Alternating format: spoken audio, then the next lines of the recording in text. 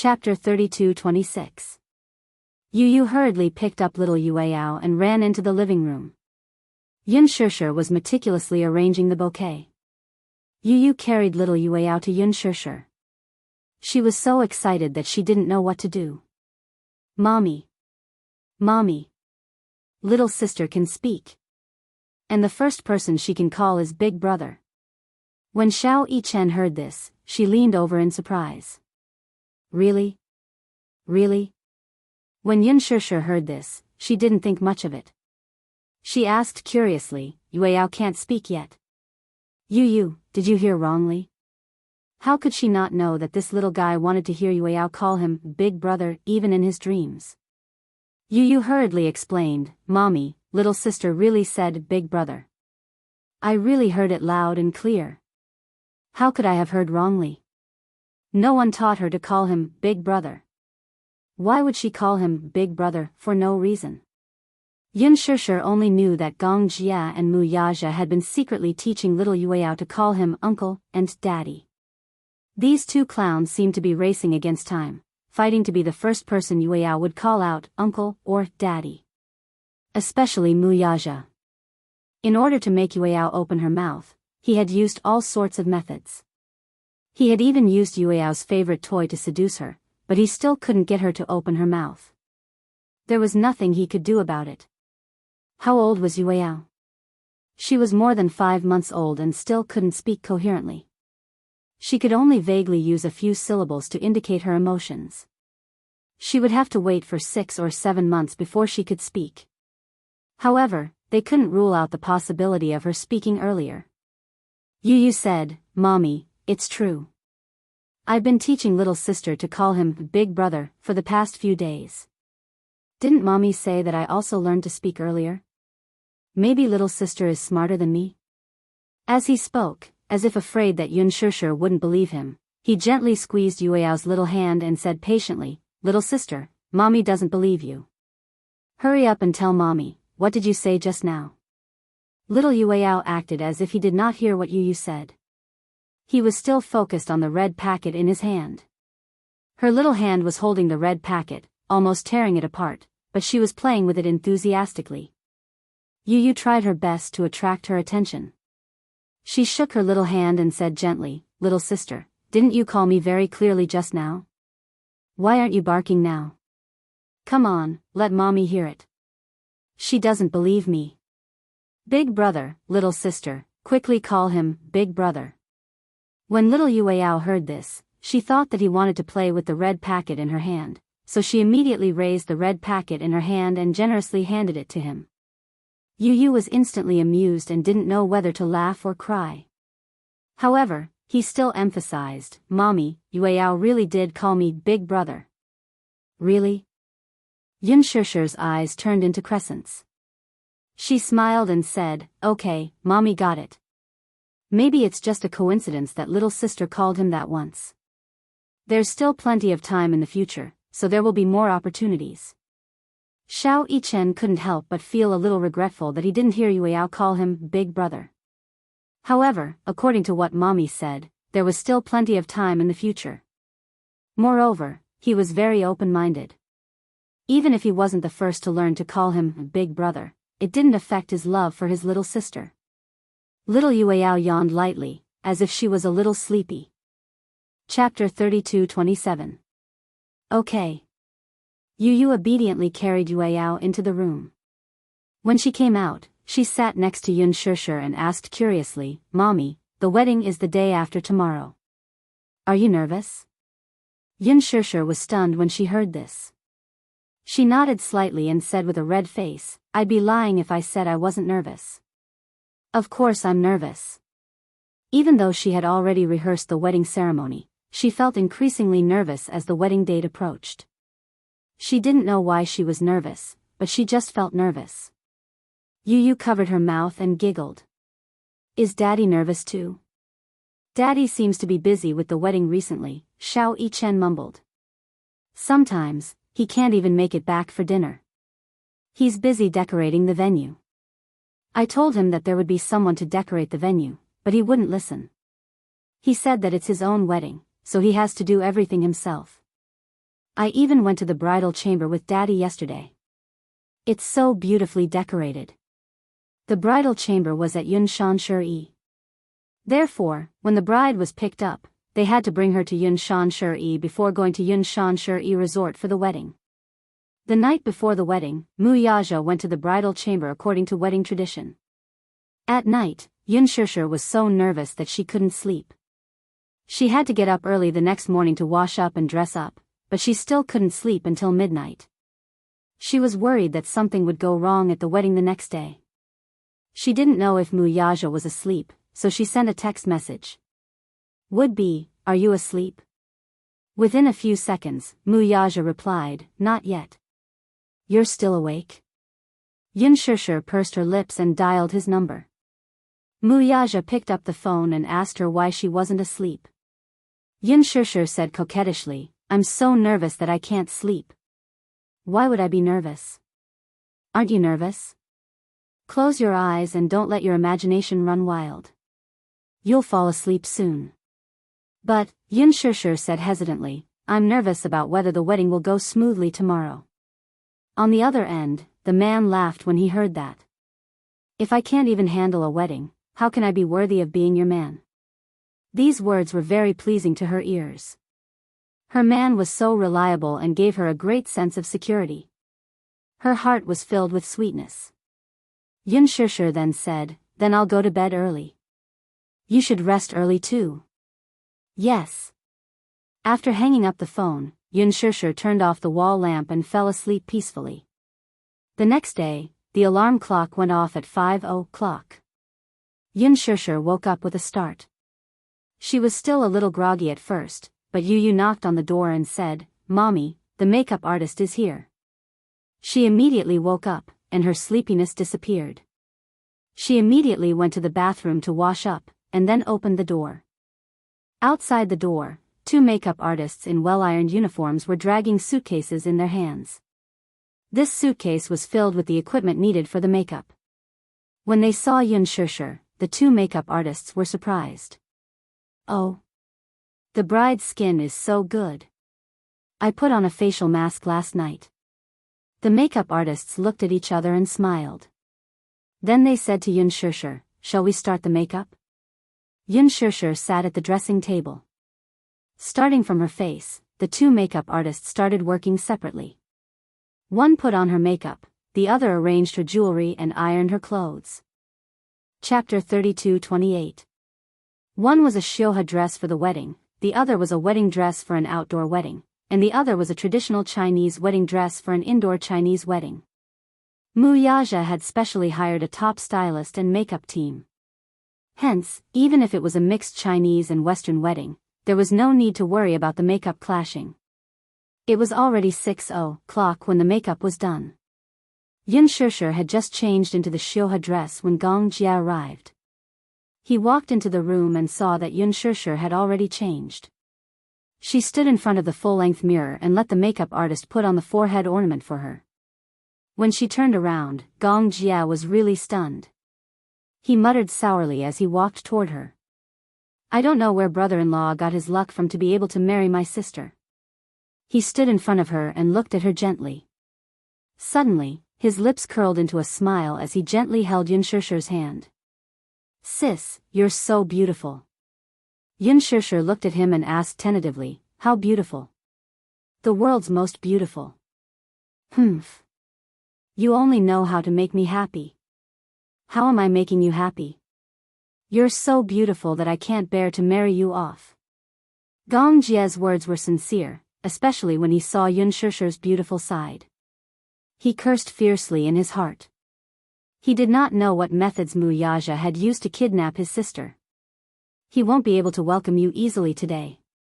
Gong Jia laughed sinisterly. I learned about the process of a Chinese wedding last night. It said that the groom's family has to guard the door when he welcomes the bride. He won't be able to enter the door so easily. Yunshan asked nervously, what are you going to do? Humph, Gong Jia only sneered and did not say anything. At 7:00, Xiao Shui, Mu Shi, and Jun Mo arrived. They had changed into their bridesmaid outfits and had their makeup done in advance. Hua Jin also hurried over. As a member of the bride's family, he was in charge of guarding the door. At that time, they would just have to wait for the groom to come and fetch the bride. At 8:00 in the morning, Mu Yaja arrived with his motorcade. All of them were Bentleys, and the first one was his limited edition Rolls-Royce.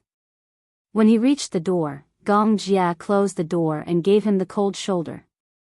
According to tradition, when the groom fetched the bride's family would definitely guard the door. However, if it were an ordinary family, it would be much easier for Mu Yaja to deal with. All he had to do was to stuff red packets under the door. Mu Yaja had specially given out a few hundred red packets last night. But the problem was, would these red packets be enough for Gong Jie? A certain man had already stuffed dozens of red packets through the crack of the door. Hua Jin had already filled a bag with red packets, but the Gong Jie guarding the door still had no intention of letting him go. Brother-in-law, this red packet is not enough to open the door. The groomsman behind Mu Yaja immediately became restless. Lu Jinyu went to Mu Yaja's door and whispered, "Brother-in-law, this brother-in-law guarding the door doesn't seem easy to deal with." Jiang Shen was also anxious. "How many red packets have we stuffed? Shouldn't he let us go now?" Mu Yaja had already expected the Gong Jia to block the door, but today was a special day and he could not afford to be careless. Hence, he asked calmly, "Shao Jia, what do I have to do for you to let me in?" "Do 100 push-ups first." 100 push-ups? Gong Jia said again, "Do it in one go. You're not allowed to stop." Chapter 32-29. "Oh my God!" Lu Jinyu exclaimed. "His arms are going to be crippled if he does 100 push-ups in a row. How can he carry the bride?" Hua Jin's voice came from inside. "Not only the groom, but the groomsman has to do it too." Jiang Shen was flustered when he heard that. He lowered his voice and said, "Boss, you told me that being the groomsman isn't a good job. I really believed you." "Cut the crap." Mu Yaja handed him the bouquet. "Hold it for me first." Jiang Shen took the bouquet from him, only to see Mu Yaja lying on the floor and doing push-ups one after another without a word. Lu Jinyu broke out in a cold sweat as he watched from the side. His legs turned to jelly at the thought of having to do 100 push-ups later. Doing 100 push-ups was definitely not an easy task. Even though Mu Yaja had amazing stamina, his handsome face was flushed red and beads of perspiration were dripping down his face when he did the 80th push-up. Gong Jia counted carefully through the peephole. When Mu Yaja finished 100 push-ups, he said, "The groomsmen can start too." Jiang Shen and Lu Jinyu had the urge to run away when they heard that. Mu Yaja glanced at them and said, "What are you waiting for?" Since boss had given the order, they had to pull up their pants and do as he said. Lu Jinyu even loosened his belt and looked like he wanted to say something. He shot a resentful look at Mu Yaja before lying on the ground with Jiang Shen and starting to do push-ups. Qin Zhou felt miserable and said indignantly, "Chairman Mu, why didn't you say so earlier? Why are you torturing your groomsmen? Cut the crap. Do 100 push-ups quickly." Qin Zhou was so angry that his stomach hurt. He patted his stomach and secretly encouraged himself before lying on the ground with a long face. The three pitiful groomsmen were doing push-ups one after another on the ground. At first, they looked decent and could be considered standard. However, they gradually lost their stamina, especially Jiang Shen, who had been neglecting his exercise for the past few days. When he reached the 80th push-up, he felt that it was no longer a push-up. It was a salted fish. Lu Jinyu was the first to finish.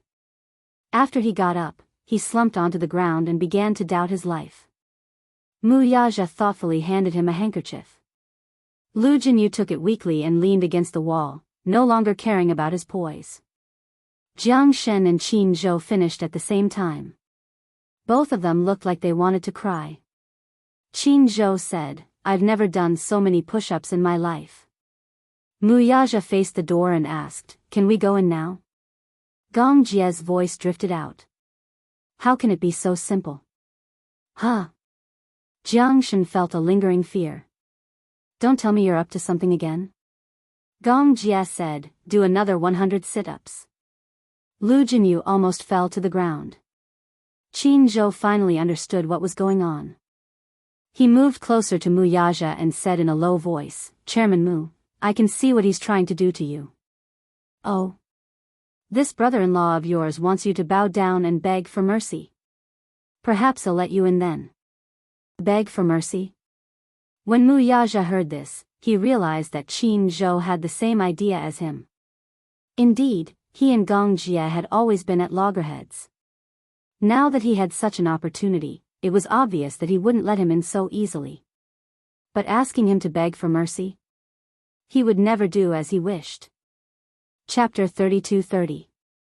Under Lu Jinyu and Jiang Shen's dumbfounded gazes, Mu Yaja sat on the floor and ordered, someone come and hold me down.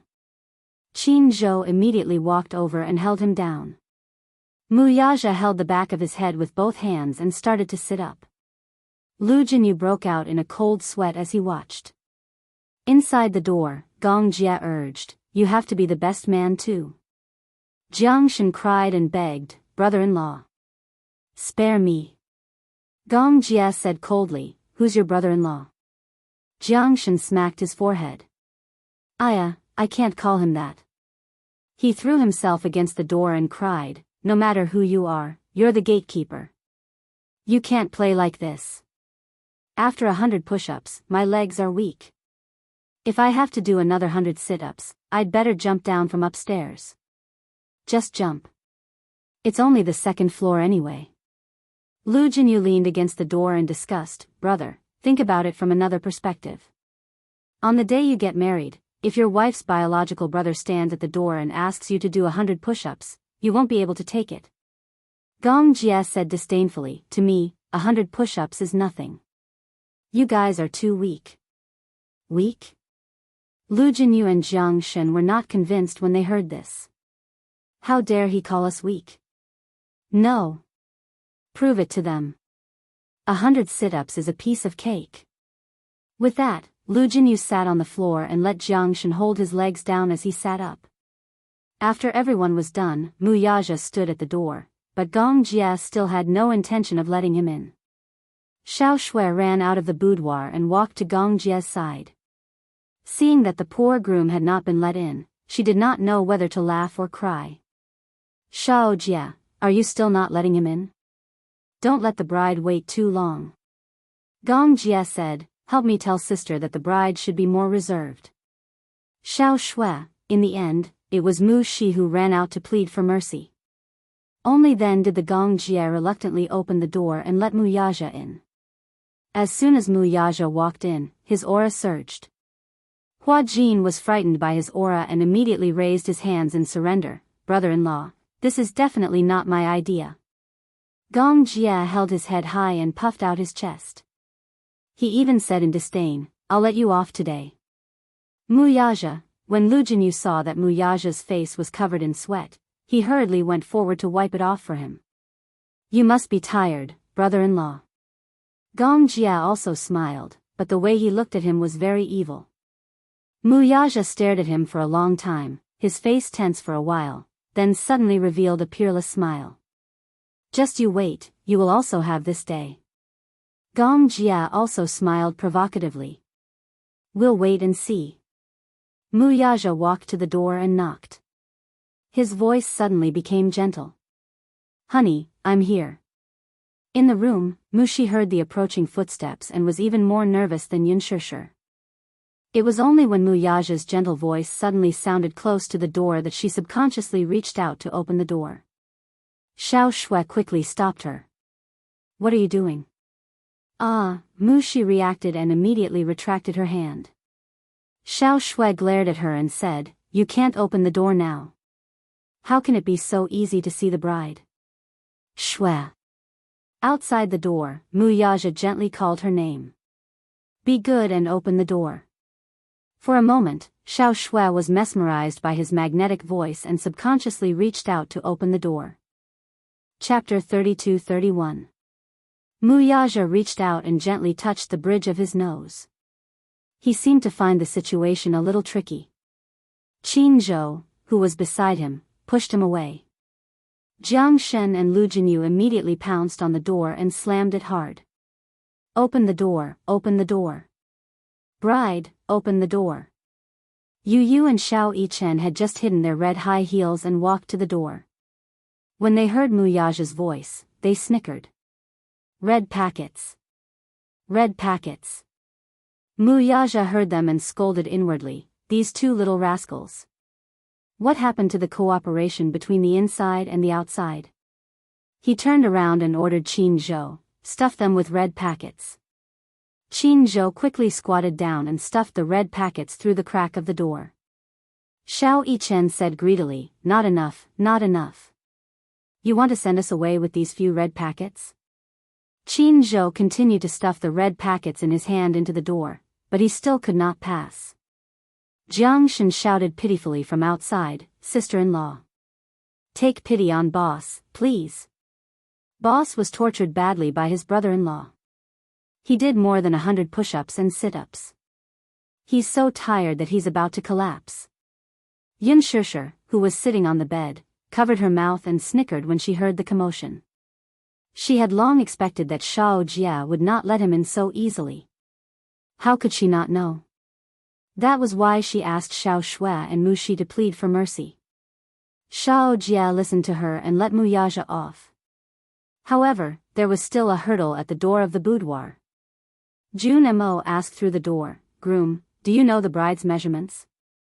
Yun Shishir's face turned red when she heard the sound of jeering outside the door. At a wedding, the bridesmaids were guarding the door. If the groom was escorting the bride, they would definitely come up with a few harmless questions to make things difficult for him.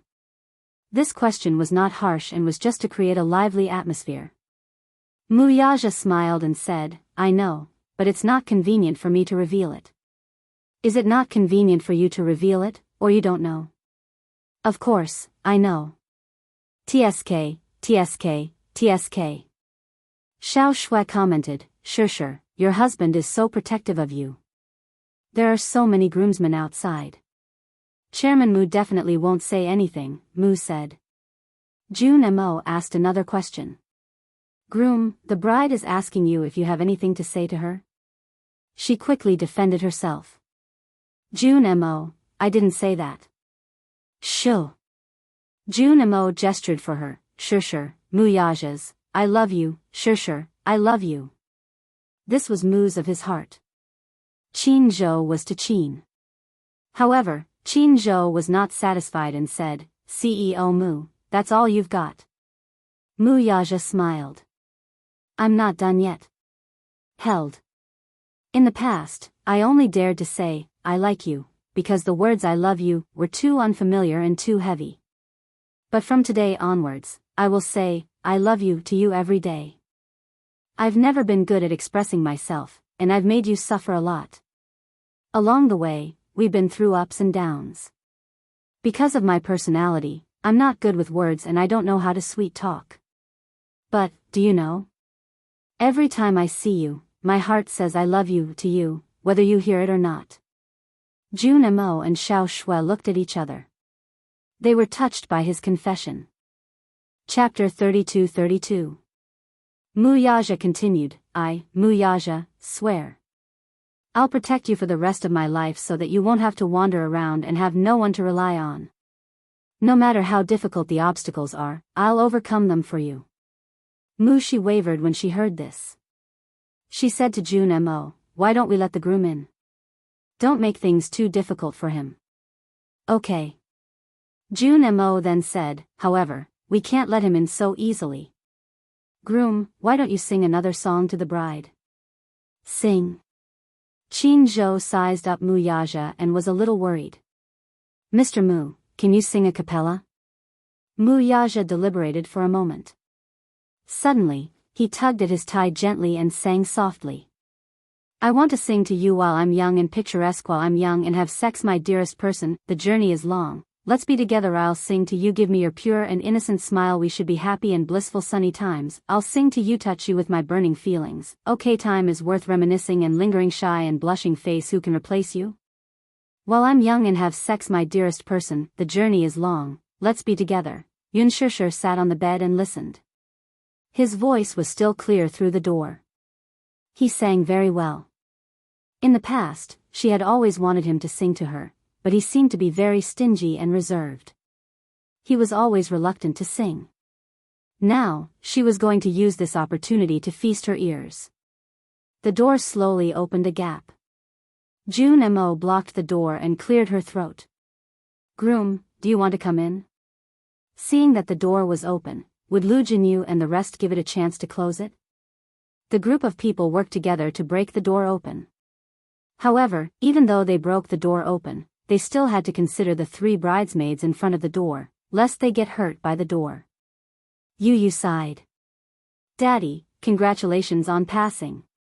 Muyaja was in no mood to pay attention to him. At this moment, all his eyes fell on the bride sitting on the bed. It was almost 9 o'clock in the morning, and the sun shone through the window at an angle.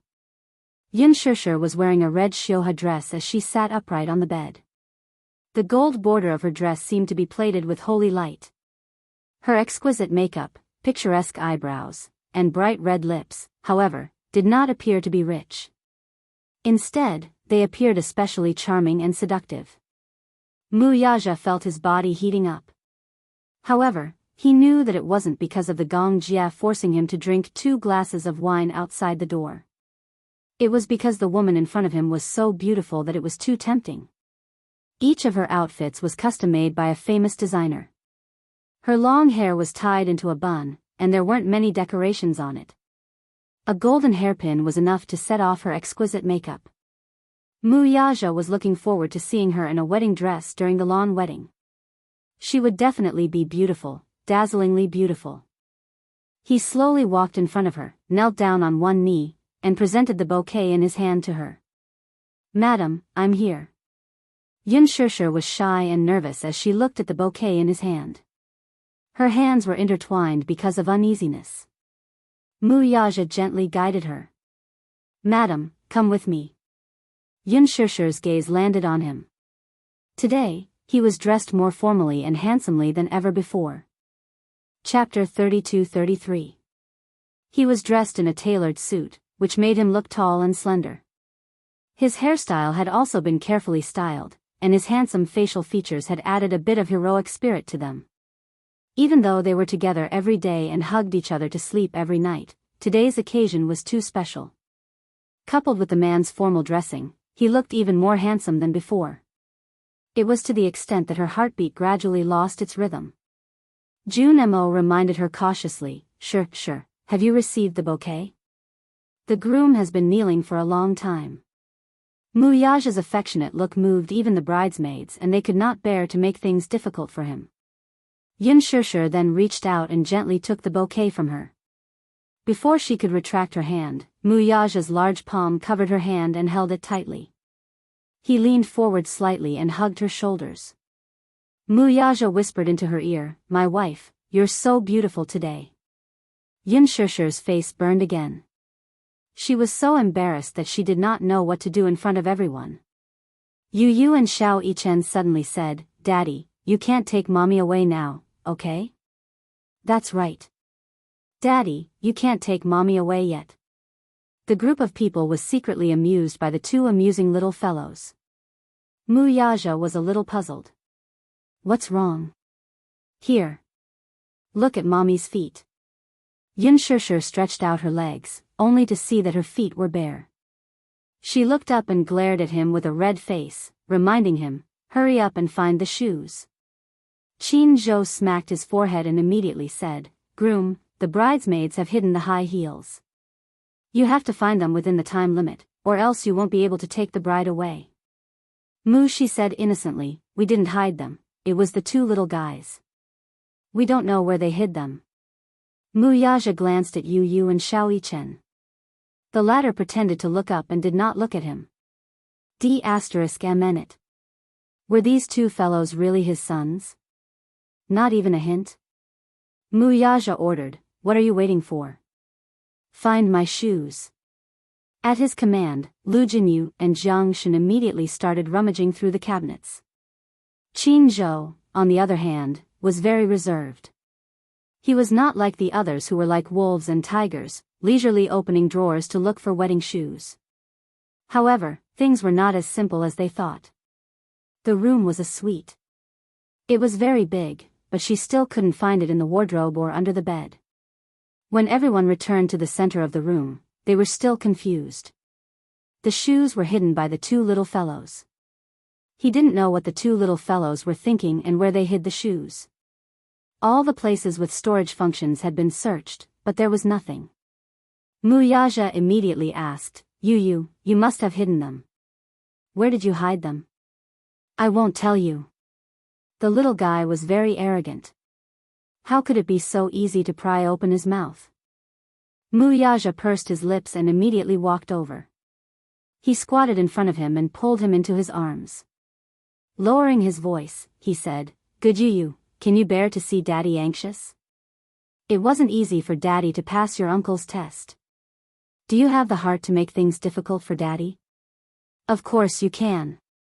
Yu snorted. If it wasn't difficult at all, how could I let you get the beauty so easily? How could there be such a good thing in the world? Chapter 32-34. Yu pushed him away in disdain. His heart softened a little as he snorted and said arrogantly, I can't tell you where it is, but I can give you a hint. Okay. How could this guy be so smart? He even knows how to keep people in suspense. Yu walked to the bed with his hands behind his back. He cleared his throat and said, The hint I'm going to give you is, 100 years of hard work leads to a shared boat crossing. 100 years of hard work leads to a shared boat crossing? The group of people scratched their heads in confusion. Jiang Shen was baffled. Where's the boat here? Or is it a toy or model of the boat? Maybe these two little ones have hidden it in the toy or model. The groomsmen all gave their suggestions. Muyaja only pondered for a moment before he suddenly thought of something. He walked to the bed and lifted the pillow. Indeed, a red high heel was quietly hidden under the pillow. He held the high-heeled shoes in his hand. Only then did everyone have a flash of inspiration and come to a sudden realization. Qin Zhou smacked his forehead and clicked his tongue. Why didn't I think of it? Isn't the next sentence of 100 years of hard work leads to a shared boat crossing similar to 1,000 years of hard work leads to a shared pillow? It must be hidden under the pillow. At the same time that the group of people was enlightened, they could not help but be impressed by Yu's meticulous thinking. Normally, when a normal person wanted to hide a pair of wedding shoes, they would just randomly find a corner to hide it.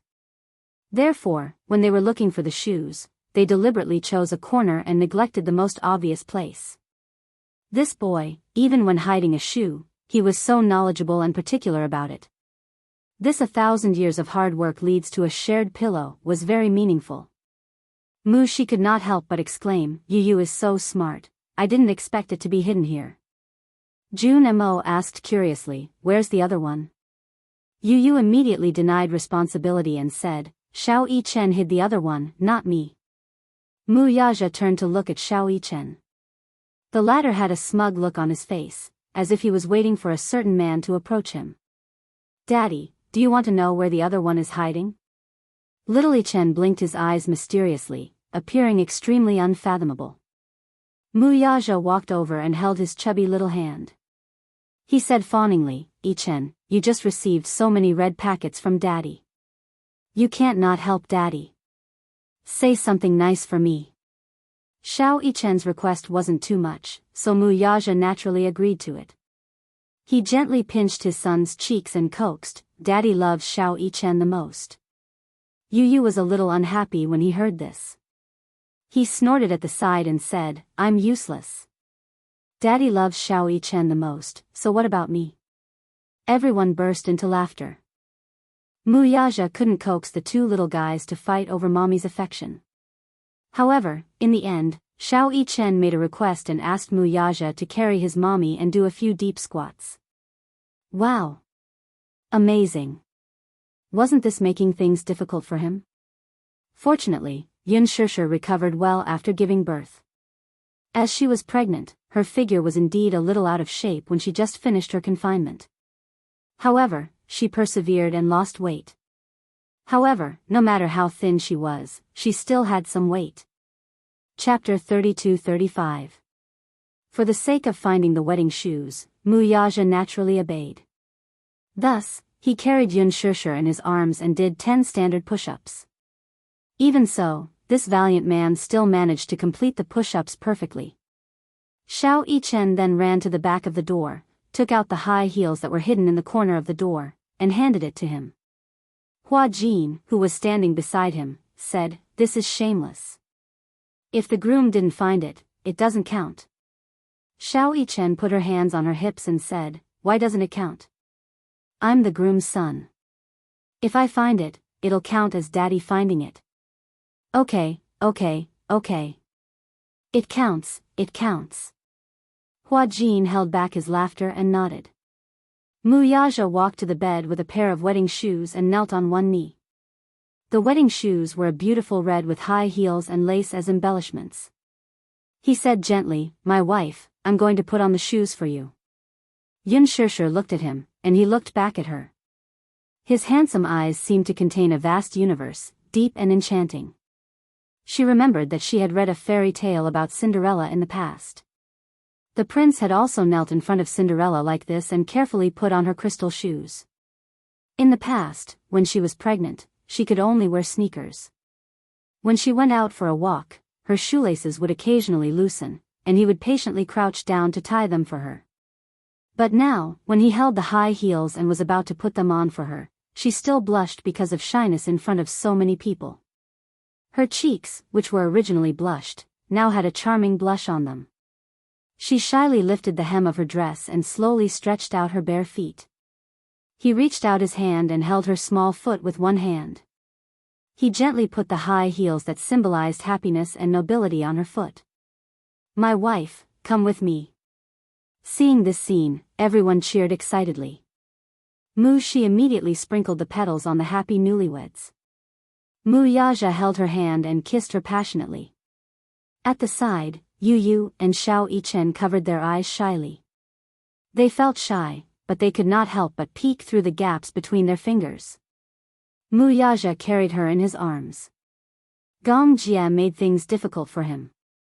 He blocked the elevator door and asked him to carry her down the stairs and then carried her to the wedding car. Yun Shusher didn't know whether to laugh or cry. "Xiao Jia, you don't have to make things difficult for your brother-in-law anymore, right?" Gong Jia raised his head arrogantly. "It's not that easy to marry my sister." Yun Shusher still wanted to say something, but Muyaja beat her to it. "That's fine too. I want to hold her for a while longer." He bowed his head and hugged her even tighter. He carefully carried her down the stairs. She was a little worried. After all, they had to go up the 3-story stairs and pass through the garden. He had done so many intense exercises earlier, including push-ups and squats. She was worried that his stamina would not be able to take it. Can your stamina take it?" Muyaja bowed his head and looked at her deeply. There was a hint of ambiguity in his eyes. He smiled and said, "Don't worry. I still have to save enough energy for tonight's wedding night." When she heard this, her face turned even redder. Why was this man still saying such indecent things even now? She was angry and amused at the same time. Muyaja saw that her face was very red, but it looked even more charming. He could not help but lower his head and kiss her cheek. Chapter 32-36. The groomsmen behind them could not take it anymore. Their mouths were stuffed with dog food and they could not take it anymore. "I say, you two newbies, you should stop before you go too far. Consider us." "That's right. Why did I have to be Chief's groomsman? I can't take it anymore." "I can't take it anymore," Qin Zhou muttered painfully, "I want a wife too." His words resonated with the 2 single dogs, Jiang Shen and Lu Jinyu. A single dog is still a dog. "Chief, please be merciful and stop abusing the single dogs. You have to cherish the little animals." Yun Shusher became even more bashful at their incessant chatter and shyly buried her face in his chest. Muyaja's lips curled into a smile. When he turned around, his expression was stern. You guys should know when to stop. The group of people immediately shut up. He carried her downstairs and walked out of the door, only to find it crowded with people. Yun Yecheng was sitting in a wheelchair with Min Yu pushing it. He was waiting at the door. When he saw Yun Shishir being carried out by Mu Yaja, he was so touched that he could not help but shed tears of joy. Min Yu immediately took out a handkerchief and gently wiped his tears. Yun Yecheng sighed. I have no regrets in life now that I've seen Yun Shishir be happy and see her off on her wedding day. Min Yu nodded and patted him on the shoulder comfortingly. Uncle, today is your daughter's big day. You can't cry. Yun Yecheng hurriedly nodded, holding back his tears of gratitude as he looked on with teary eyes. Zhang Wansan brought his wife over. They came with heartfelt blessings. When they saw Mu Yaja carrying Yun Shishir out, they congratulated him. The little boy who bullied Yu that day was also present. However, this time, he came with gratitude. When he went home that night, he closed his eyes. However, Yun Shishir's gentle eyes appeared in his mind. Perhaps, Yun Shishir's act of kindness had completely changed Zhang Wansan's family. Therefore, they were grateful and gave their best wishes to their wedding. When Yun Shishir saw that so many people were watching, she blushed and said, "There are so many people, you should put me down." No need. But, Yun Shishir looked around shyly. Seeing so many people surrounding them and looking at them, she felt a little embarrassed. Mu Yaja said, "Ignore them." From the entrance of the villa to the main entrance, there was a long red carpet. However, this red carpet was a little special. It was covered with rose petals. From afar, it looked like it led to the Garden of Eden. A gentle breeze blew over, and the thick layer of flower petals on the carpet fluttered in the wind. At a glance, it was as if one was in a sea of flowers, romantic and beautiful. This gave her quite a pleasant surprise. Yesterday, these petals didn't even exist. Mu Yaja must have sent someone to lay out the red carpet and flower petals this morning. No wonder Xiao Shui could not hide her amazement when she walked in and said that she was especially looking forward to this wedding. She must have looked forward to it after seeing this romantic arrangement. These rose petals in sight were all genuine. It was not cheap to lay them out from home to the main entrance. He had spent a lot of money on this wedding. She was both heartbroken and touched. Chapter 32-37. However, he had said that this was the only wedding he had in his entire life. He had made it grand, not to show off, but to give her an unforgettable memory. He would record the entire wedding. He would keep this recording well. After the vicissitudes of time, when they were old and gray-haired, they would look back on these beautiful images together and feel a lot of emotions. At that time, he would tell her that he would use his entire life to fulfill the promise he had made at the wedding. He carried her and walked to the main entrance. The fleet of cars was quietly waiting for the happiest couple in the world at that moment. The chauffeur opened the car door. He carefully lifted the hem of her dress and helped her into the back seat. She shyly held his hand tightly. Under the envious gazes of everyone, she slowly rolled up the car window. Only then did she relax a little. She leaned her head on his shoulder and clutched at her heart, which was thumping non-stop. Mu Yaja looked down at her. What's wrong? Nothing. I'm just a little nervous. Later, do we need to welcome the guests? I'll be in charge of welcoming the guests. He knew that she was nervous, so he kissed her little mouth to comfort her and said gently, "Madam, don't be nervous. This is a wedding, not an execution ground, okay?" Yun Shishir nodded. The wedding venue was set at Yun Shan's poetic villa. Mu Yaja had sent people to seal off the huge holiday villa within a 10-mile radius. As the guests were all important people, the security measures had to be strictly enforced. Those who could enter the wedding venue had to have a verified invitation card. Otherwise, no matter how influential they were, they would not be able to enter the wedding venue. The Rolls-Royce stopped at the entrance of the venue. Mu Yaja held her hand and got out of the car. The styling team, who were waiting at the venue, immediately came up to Yun Shishir and said, "Bride, come with us to change into the wedding gown." Yun Shusher's eyelashes fluttered. Only then did she remember that one of their wedding ceremonies had a lawn wedding. In a moment of nervousness, she had forgotten. Yun Shusher turned around and exchanged a look with Mu Yaja. The latter gestured for her to follow them. Only then did she follow the stylist. The venue welcomed the guests in an orderly manner. The guests entered one after another. Soon, Gong Jia arrived in the car and took care of the wedding matters with Mu Yaja. Yun Shusher changed into her wedding gown, readjusted her hair and makeup. She waited quietly with the makeup artist for the wedding ceremony to begin. A few flower girls had also arrived at the venue. Because her wedding dress was a long one, she needed 2 flower girls to hold the hem of the dress for her. When she saw the 2 flower girls, she was surprised. They were 2 blonde Lolita and a little Shota. The little Shota was wearing a suit with suspenders and a bow tie, just like a little gentleman. The little Loli was wearing a fluffy princess dress that was whiter than snow and had a flower crown on her head. She looked like a flower fairy. The little Lolita was the younger sister and the little Yun Shusher was the older brother. It was said that they were a pair of twins born to Country M's Prime Minister, Roger Alton. He had always been on good terms with Mu Yaja. When he found out that he was getting married, he volunteered to send a pair of children over to be flower girls. Mu Yaja, of course, gladly agreed. Chapter 32-38. Yu Yu and Xiao Yichen arrived at the dressing room and saw the 2 flower girls. Little Lolita looked like she was about to cry. She looked so pitiful and pitiful. Yun Shusher immediately pulled little Lolita in front of her and asked in fluent English, "What's your name?" Little Lolita saw that she was speaking to her in English and instantly felt close to her. She opened her mouth timidly and said in a childish voice, "Sunny." "Sunny? What a nice name." Little Lolita politely said, "Thank you, you." She suddenly turned her head and stared at Xiao Yichen curiously. Yu Yu saw that she was staring timidly at Xiao Yichen and immediately reached out to tug at Xiao Yichen's sleeve. "She's looking at you."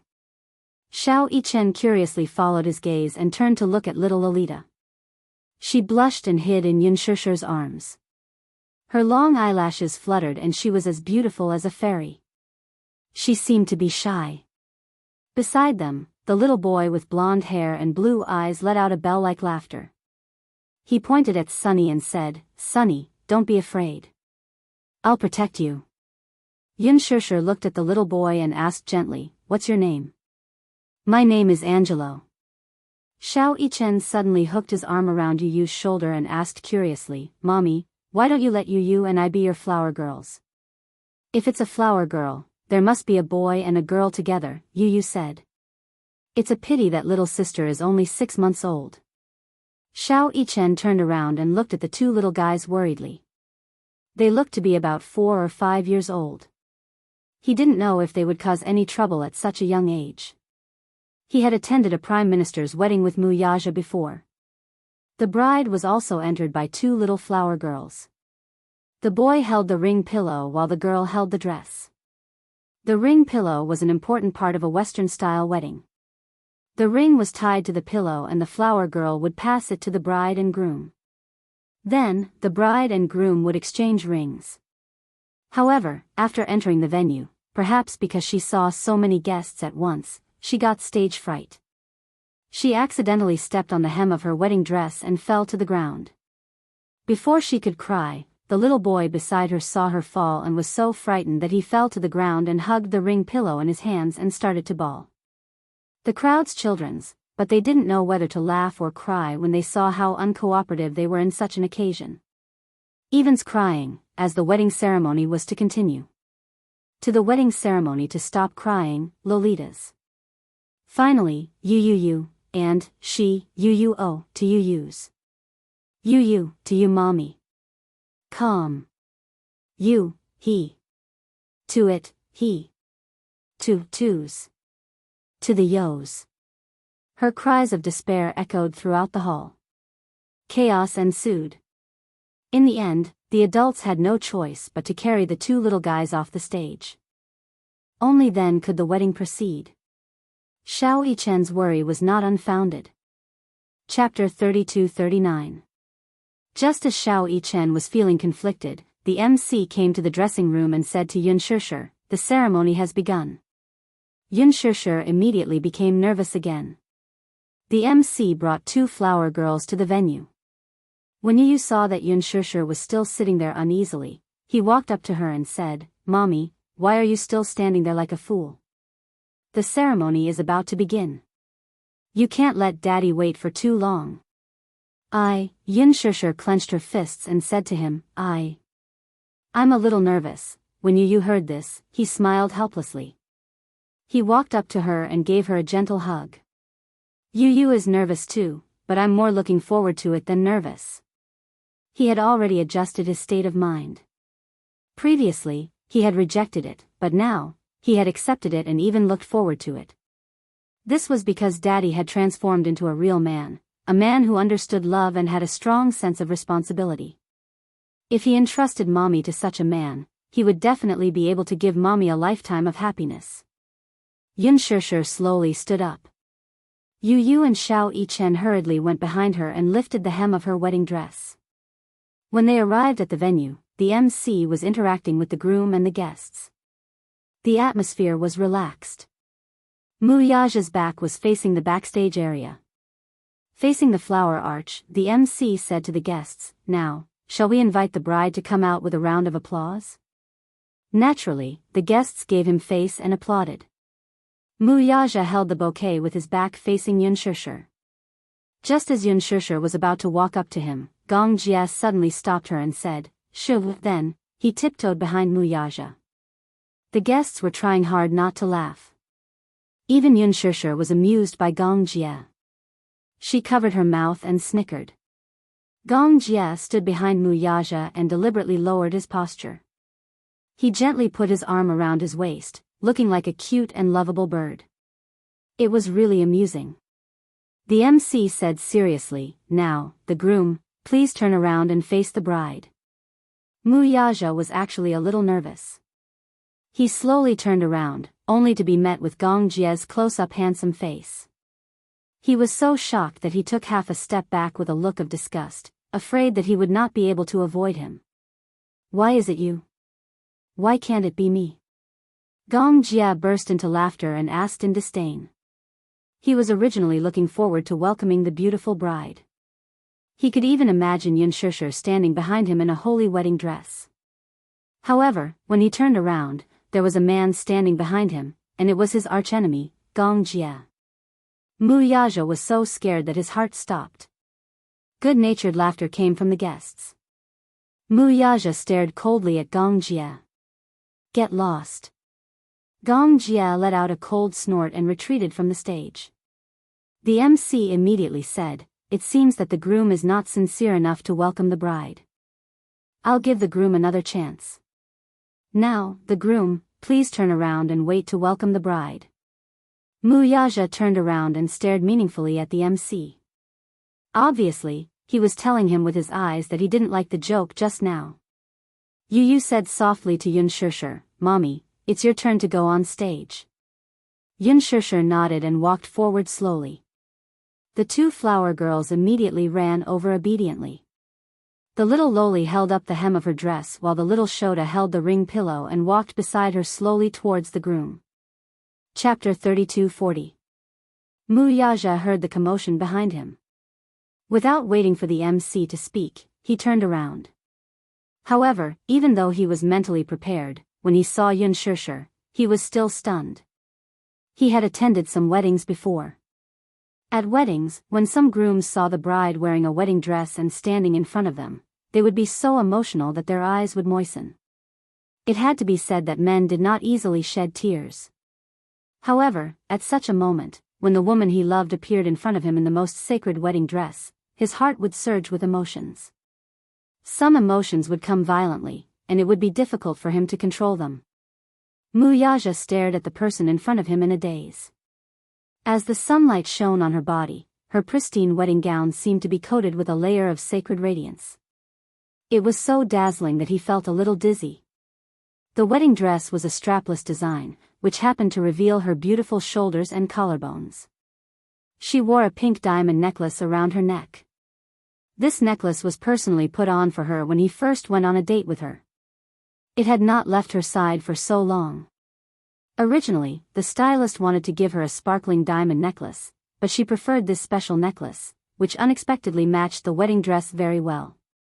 The wedding dress was designed by a famous designer. It was tailor-made, and the waist design completely showed off her exquisite figure. On the chest, there was a white rose made of silk, and it was embellished around the edge of the tube top. It perfectly covered her breasts and made her look noble and elegant. Her ink-black hair was tied up in a beautiful bun. A few strands of curly hair hung over her ears, which made her even more charming. It was different from the makeup she wore during the wedding. At that time, her face was so exquisite that it seemed to glow. Her delicate eyebrows were like the clouds in the distant mountains.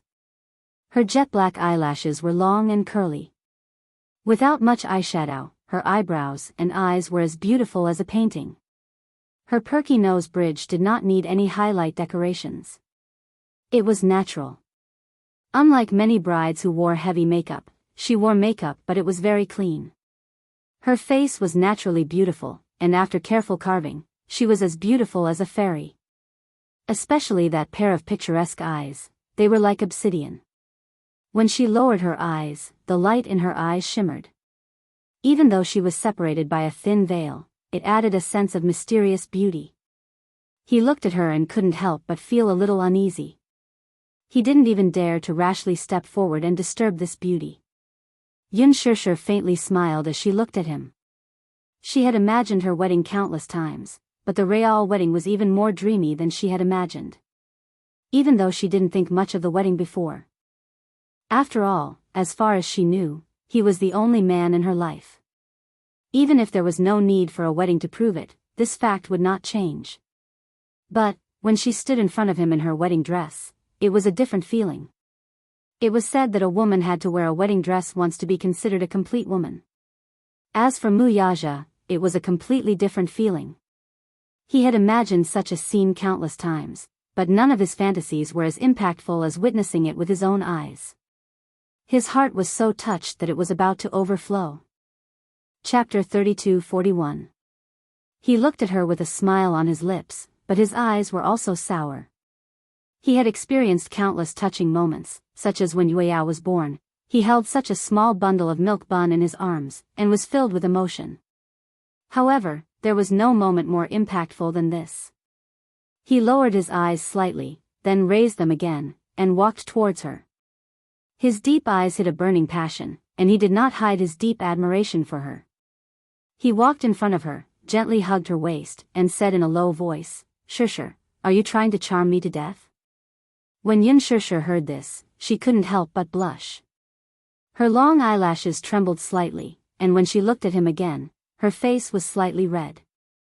He handed the bouquet to her, and when she took the bouquet, the large palm that was holding her waist pressed down hard. He hugged her, lowered his head, and sealed her lips. Even though the MC had repeatedly emphasized that if he wanted to kiss the bride, it would be best to kiss her forehead, so as to prevent her lipstick from rubbing off and dirtying her makeup, he couldn't control himself. He couldn't care less about so many things, and didn't care that there were so many guests watching.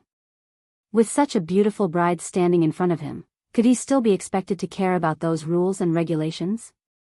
Yun Shirshir was kissed, and at first, she was still a little shy, but she also couldn't control herself, and unconsciously, she held on to his shoulders, and responded to his kiss. She seemed to be unable to hear the clamor of the crowd. At this moment, in her world, only this man, only she, could affect her emotions. Everything, couldn't be controlled. After the kiss, he looked into her bright eyes, and finally smiled. She also cupped his cheeks, and gently used her fingers to wipe away the moisture at the corner of his eyes. The two of them touched their foreheads, and looked at each other affectionately, as if there was no need for those complicated words of love and vows. The deep feelings between them were self-evident. The so-called vows were all done step by step, but some feelings couldn't be expressed by vows. She suddenly felt that those vows and promises were really not that important. Because, from his doting eyes, she saw her own future. Her future life would definitely be happy and complete. No matter if she was rich or poor, he would protect her for the rest of her life. He suddenly hugged her tightly, and the corner of his mouth curled up into an innocent smile like a child's. You finally belong to me. Under the witness of so many guests, this person at the top of his heart finally belonged to him. Under everyone's witness, he carefully lifted her hand, and slowly put a beautiful pink diamond ring on her finger. The diamond of this diamond ring was not big, and it was probably only 50 carats in size. It wasn't that he couldn't afford an expensive diamond ring, but Yun Shusher said that if it was a big diamond ring, it would often be inconvenient for her to wear. Previously, the diamond ring during the engagement ceremony was too big. Sometimes, it was inconvenient to take it off because it was too big. In her mind, she didn't need to rely on a ring to show off her status and wealth. She also didn't need to deliberately to show. And she didn't particularly like the big carat diamond ring. The diamond ring didn't need to be too big. To her, the most meaningful thing wasn't the bigger the diamond, but the longer she wore it, the better it was. Chapter 32-42. Xiao Yichen was relieved. At least the two flower girls didn't cause any trouble. Perhaps they had undergone special training, as they didn't have stage fright when they went on stage. All the guests present looked at the newlyweds in amazement. Mu Yaja was married. This man, who had always been the center of attention and looked down on everyone, actually had such a tender side to him. It was such a luxurious wedding, but it wasn't hard to see how much effort he had put into this wedding. While they were amazed at the extravagance of the wedding, they were also touched by the details of this wedding. No matter how big or small, he had done it personally. After that, Yun Shusher changed into a Chinese-style Han Tang dress and entered the main hall with Mu Yaja for the classical ceremony. In comparison, a Chinese-style wedding was more formal. However, even after the touching kisses on the lawn, the guests were still jealous. The men were jealous that Mu Yaja could marry such a beautiful wife. The women were jealous that Yun Shusher could marry a man who loved her so much and treated her like the apple of his eye. Her life could be said to be perfect. After the ceremony, when the guests were about to take turns to toast, the door of the hall was suddenly pushed open. The door of the hall was extremely heavy. Hence, no matter how noisy the hall was, when the heavy door was pushed open, everyone was attracted by the sound and looked in the direction of the sound. Mu Yaja and Yun Shusher were originally toasting, but when they heard the sound, they turned their heads and looked puzzled. Why would the door be open for no reason? All the guests were present, and no one was left out. There were also guards outside the hall, and no one was allowed to enter. Why? Yun Shusher looked in the direction of the sound and saw a tall figure standing at the door against the light. Because of the backlight, she couldn't see his face clearly. However, based on his silhouette, she could vaguely tell that he was a very tall man. From the aura he exuded, he must be a middle-aged man. She could vaguely see that he was wearing a trench coat and had an extraordinary aura. However, he was different from the average middle-aged man. He had an extraordinary aura. Even though his appearance could not be seen clearly, his aura could be felt as if they were in the same situation. Gong Jia was standing behind Yun Shusher. When he saw him, his heart skipped a beat and he muttered unconsciously, "Father." Yun Shusher turned pale with fright when she heard this. Father, the man whom little Jia addressed so respectfully as his father was none other than. Mu Yaja was suspicious, but he saw the man standing there for a moment before walking towards Yun Shusher. It was only when he slowly walked into the venue that his handsome features were exposed under the lights. The man held a pipe in his hand. What entered everyone's eyes was a handsome face. Even though it was stained with the traces of time, it was still difficult to conceal that handsomeness. He must have been an elegant and handsome man when he was young. He was still wearing that British-style suit. His well-built body gave him an extraordinary aura. His eyes and brows were similar to Gong Jie's, and they were incomparably deep. It was hard to imagine that such a man's real age would be. He looked like he was only in his 30s, but after experiencing the vicissitudes of life and the vicissitudes of time, his every movement exuded a charming aura. Chapter 32-43. Yu Yu was also shocked. He could vaguely recognize that this man was the rumored founder of the Hurricane Group, Gong Xiaoying, the head of the Gong family. Previously, Gong Jia had shown him a photo of Gong Xiaoying, and it had left a deep impression on him. Now that he was seeing it with his own eyes, he was extremely shocked. Gong Xiaoying walked slowly into the hall. Perhaps his aura was too oppressive, but the entire hall was silent as he walked in. Everyone was so oppressed by his aura that they didn't even dare to breathe loudly. Gong Jia was extremely shocked. He didn't know why his father was here, and he didn't know how his father knew that today was his sister's important day. Could it be that his father already knew that he had disappeared for so many days because of his sister's wedding? So he followed the clues and found his way here personally. Yu was even more bewildered. He gently tugged at Gong Jia's hand and asked, "Uncle, why is he here?" Gong Jia looked at him blankly. Yu asked suspiciously, "Were you the one who told him that today is Mommy's wedding?" "No." Gong Jia immediately denied it. "Regarding this matter, I've never mentioned a word to him." Mu Yaja also saw the man's face clearly. He had never seen Gong Xiaoying before, but just from his facial features and appearance, he knew who he was. Gong Xiaoying. There was no other reason. It was because his features were extremely similar to Gong Jia's and Yun Shishir's. Especially his eyes, they were similar in form and spirit. Why was he here? However, Gong Xiaoying's appearance didn't cause him much panic.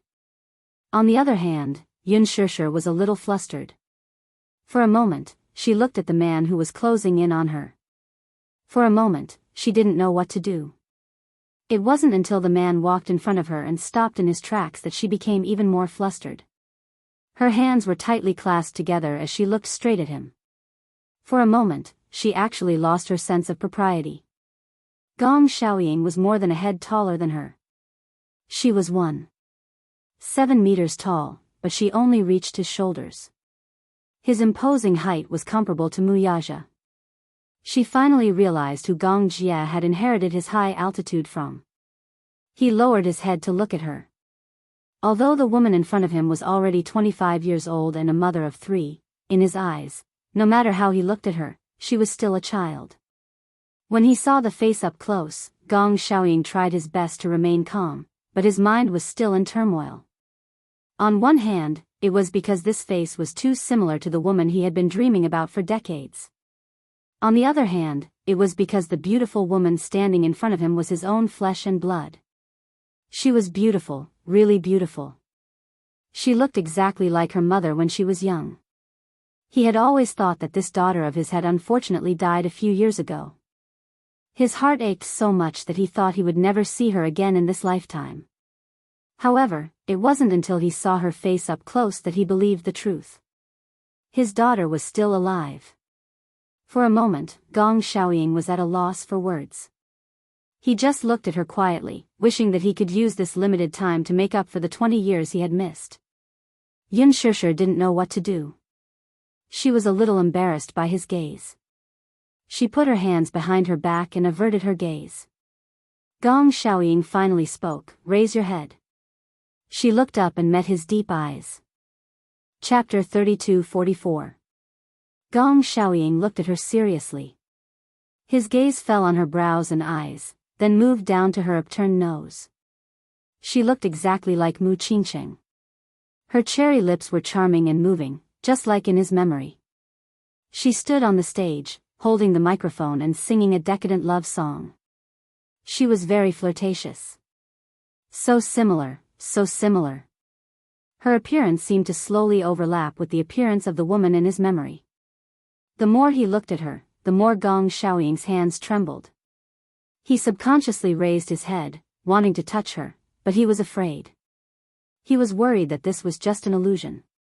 Sure. He called her name. That was his daughter's name. The woman standing in front of him was the daughter he had missed for more than 10 years, the daughter that woman had given birth to for him. Gong Xiaoying could not help but feel his heart ache. The memories that had been sealed in his heart seemed to have broken out of their cocoons. Scenes after scenes flashed before his eyes like a merry-go-round. The first time he met Mu Qingqing was at a banquet. At that time, he was a young man in his early 20s. It was the time when he was young and vigorous. He had also been a playboy and had many women. Born in a maritime family, he had traveled extensively and had seen a lot of the world. His heart gradually became wild. The reason why he came to the capital was that as the heir, he had followed his father to the capital to attend a business meeting. At night, there was a banquet and his father asked him to attend on his behalf. At the banquet, he saw her. Mu Qingqing was wearing a gorgeous gown. Although it was in the style of the 90s, it could not hide her unparalleled elegance. Once his eyes met hers, he couldn't take his eyes off her anymore. Gong Xiaoying had been educated in the West since he was young. Hence, he was open-minded, unlike the reserved Asian men. He recognized her and extended an olive branch to her, inviting her to dance with him. At first, Mu Qingqing accepted her invitation only because she was too embarrassed to refuse, so she agreed.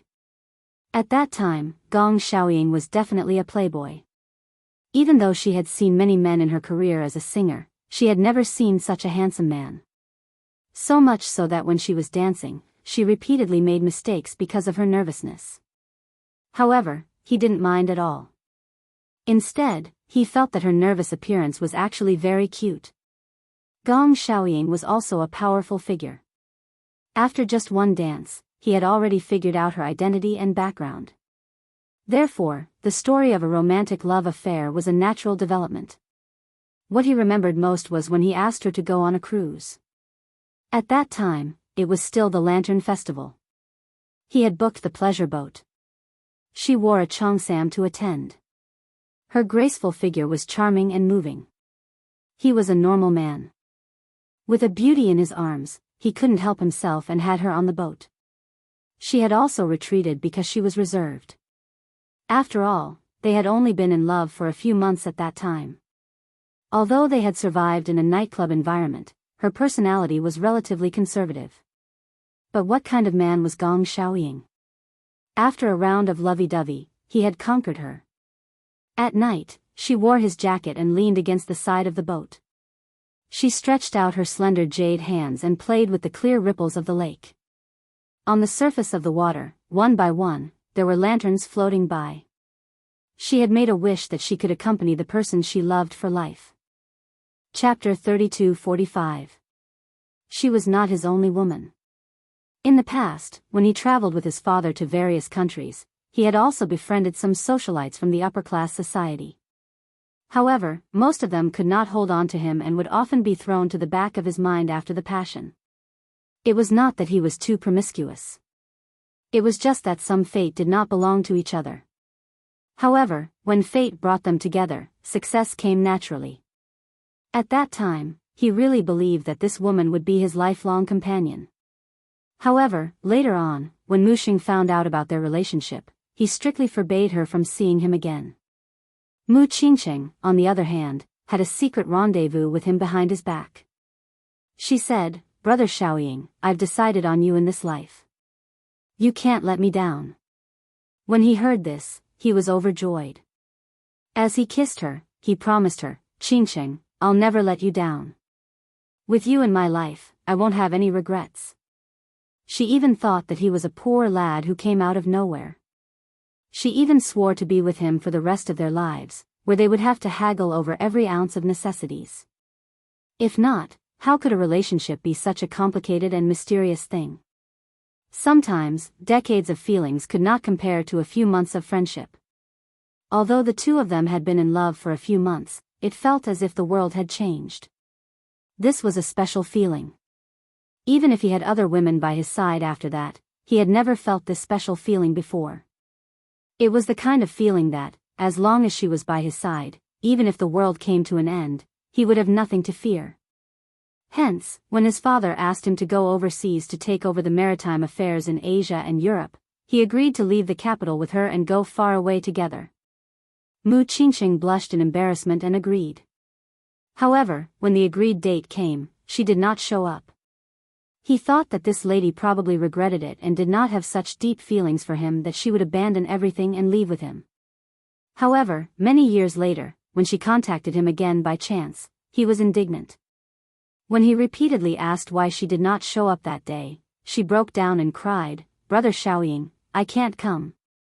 No matter how much I begged and even knelt in front of that man, he still refused. I wanted to leave secretly, but he put me under house arrest. I can't go, I can't go. Mu Qingqing's tears were like raindrops on a pear blossom, causing his heart to clench. Towards the Mu family, she harbored an unforgettable hatred. She said to him, "Brother Xiaoying, I'm pregnant with your sons, a pair of twins. When will you come and take me away? I've been looking forward to meeting you." Only then did he know that not long after he left, she found out that she was pregnant.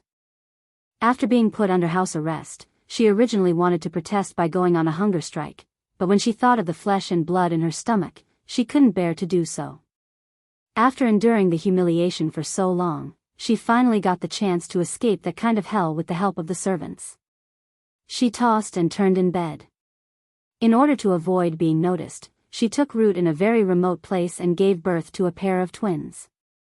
She gave birth to them and gave them names. When Gong Xiaoying found out about this, he threatened to make things difficult for the Mu clan. At that time, the Gong clan was no longer the same as before. It was just a small maritime family. After a few years of consolidation, under his operation, the Gong clan grew stronger and stronger. They were now completely on par with the Mu clan. Chapter 32-46. At the same time, Gong Xiaoying wanted to find her, but under such complicated circumstances, it was not easy to bring her back to his side. Mu Qingqing did not have a fixed residence. In order to escape from the Mu family, she changed places many times and led a very down-and-out life. His heart was filled with thoughts of her and the son and daughter she had with him. He followed the address she provided, but often, by a strange combination of factors, she was already gone. He was tied up with Eurasian Shipping's affairs and could not go there personally. Unable to be in two places at once, he could only entrust her and his children to a trusted aide in the country. That aide of his had some authority, so with him covering for them, Mu Xing could not find Mu Qingqing's whereabouts in a short time. Until that day. He would never forget that day. They had agreed to meet at a port, and his men would bring her back to him. However, after waiting for a day and a night for 24 hours, he felt as if he had waited for a century. Alas, after waiting for so long, she still did not appear. In the end, he missed her again. This time, he missed her for a lifetime. Instead of waiting for her, he received the news of her death. His men brought back a good-looking boy covered in scars. Due to external injuries, he had temporarily lost a part of his memory. He didn't even remember his own name, his own mother, and even his most beloved sister. Only then did he know that Mu Qingqing had died in a car accident. The other child had also died tragically in a car accident. This child was the only survivor. That moving voice and face that he had been longing for was something that he would never be able to see again in his entire life. The man, who had never shed a tear all this while, burst into tears that night. Regret, hatred, anger, helplessness, and sorrow flooded his heart. His heart was in so much pain that it felt numb. He originally thought that the car accident was a natural disaster, but he did not expect it to be a crime. Mu Qingqing's car had been tampered with, and she was chased relentlessly on the way to the port. He hated it. He hated Mu Xing's heartlessness. He regretted it. He regretted listening to her words back then and not harming the Mu family's foundation. This was how Mu Xing repaid him for his mercy. Because of such a disaster, he and his beloved would be separated forever. The Mu family, this term, had become the two words that he hated the most in his heart. For a very long time, he would always wake up from nightmares. Mu Qingqing's voice and face would appear in his mind, but he could not touch her at all. In order to walk out of the shadow, he had once placed his longing for Mu Qingqing on other women who looked similar to her. But in the middle of the night, only he knew in his heart that the woman he truly wanted would never return to his side. Together with his daughter who had died prematurely, however, now that he saw the woman standing before him with his own eyes, he finally believed that he hadn't lost his daughter. His daughter was still alive. However, when he recovered from his memories, Gong Xiaoying's gaze slowly fell on Muyaja. The hatred in his eyes was self-evident. When Gong Jie saw him, his scalp went numb. He immediately realized that things had gotten a little tricky. One had to know that his father's hatred for the muse was deep-rooted. Hence, he had kept Yun Shusher's matter from him and had never revealed it to him from the start. Chapter 32:47. Good, very good. Gong Xiaoying had a gloomy expression on his face. He swept a deep glance at Gong Jie and said coldly, "Is this the reason why you kept going back and forth to Country Z without telling me?" "Father, shut up." Gong Xiaoying was furious. His shocking aura made everyone in the huge venue stop breathing. Gong Jie lowered his head guiltily and stood at the side without saying a word. He had always been in awe of Gong Xiaoying. This man was his father, as well as the founder of the Hurricane Group. Although he usually treated his son warmly, once he got angry, he would definitely turn into a raging lion. No one dared to go against him. Although he was proud, he would not go against his father's will. Yun Shusher was even more displeased when she saw Gong Xiaoying berating Gong Jie in front of so many people. "Sir, this is my wedding. If you have come with your blessings, then please take a seat and witness my happiness. If you have come with hostility, then please leave this place and walk out of this door. I do not welcome you." She said the last few words with a pause between each word. Gong Xiaoying was stunned. No matter how angry he was, he could only be at a loss in front of her. "Mister?" Look at the way she addressed him. It was so distant. However, it wasn't unreasonable for them to be so distant. After all, for more than 20 years, ever since she was born, the father and daughter had never met. He had never seen her, and she had never seen him. It was inevitable for them to be distant. However, this did not stop him from being close to her. He said, "Shusher, you probably don't know who I am, right?" "I know." Yun Shusher took a deep breath. "Your name is Gong Xiaoying. You are Xiao Jie's father and my mother's lover. Since you know that I am your father, then why?" Gong Xiaoying was stunned. "Do I need to repeat myself?" However, Yun Shusher did not hold back. Perhaps it was because Gong Xiaoying's appearance had ruined her wedding, or perhaps it was because Gong Xiaoying had reprimanded Xiao Jie in front of her. She was unhappy with him, so her tone was aggressive. "If you're carrying your blessings, I'll arrange a seat for you immediately. If you insist on destroying it, then I will ask you to leave." "Hostility?" Gong Xiaoying laughed helplessly. "You're my daughter, and I'm your father. I can't wait to dote on you, so why would I be hostile to you?" Yun Shusher was shocked. She thought that he was going to give her his blessings, and her expression softened a little.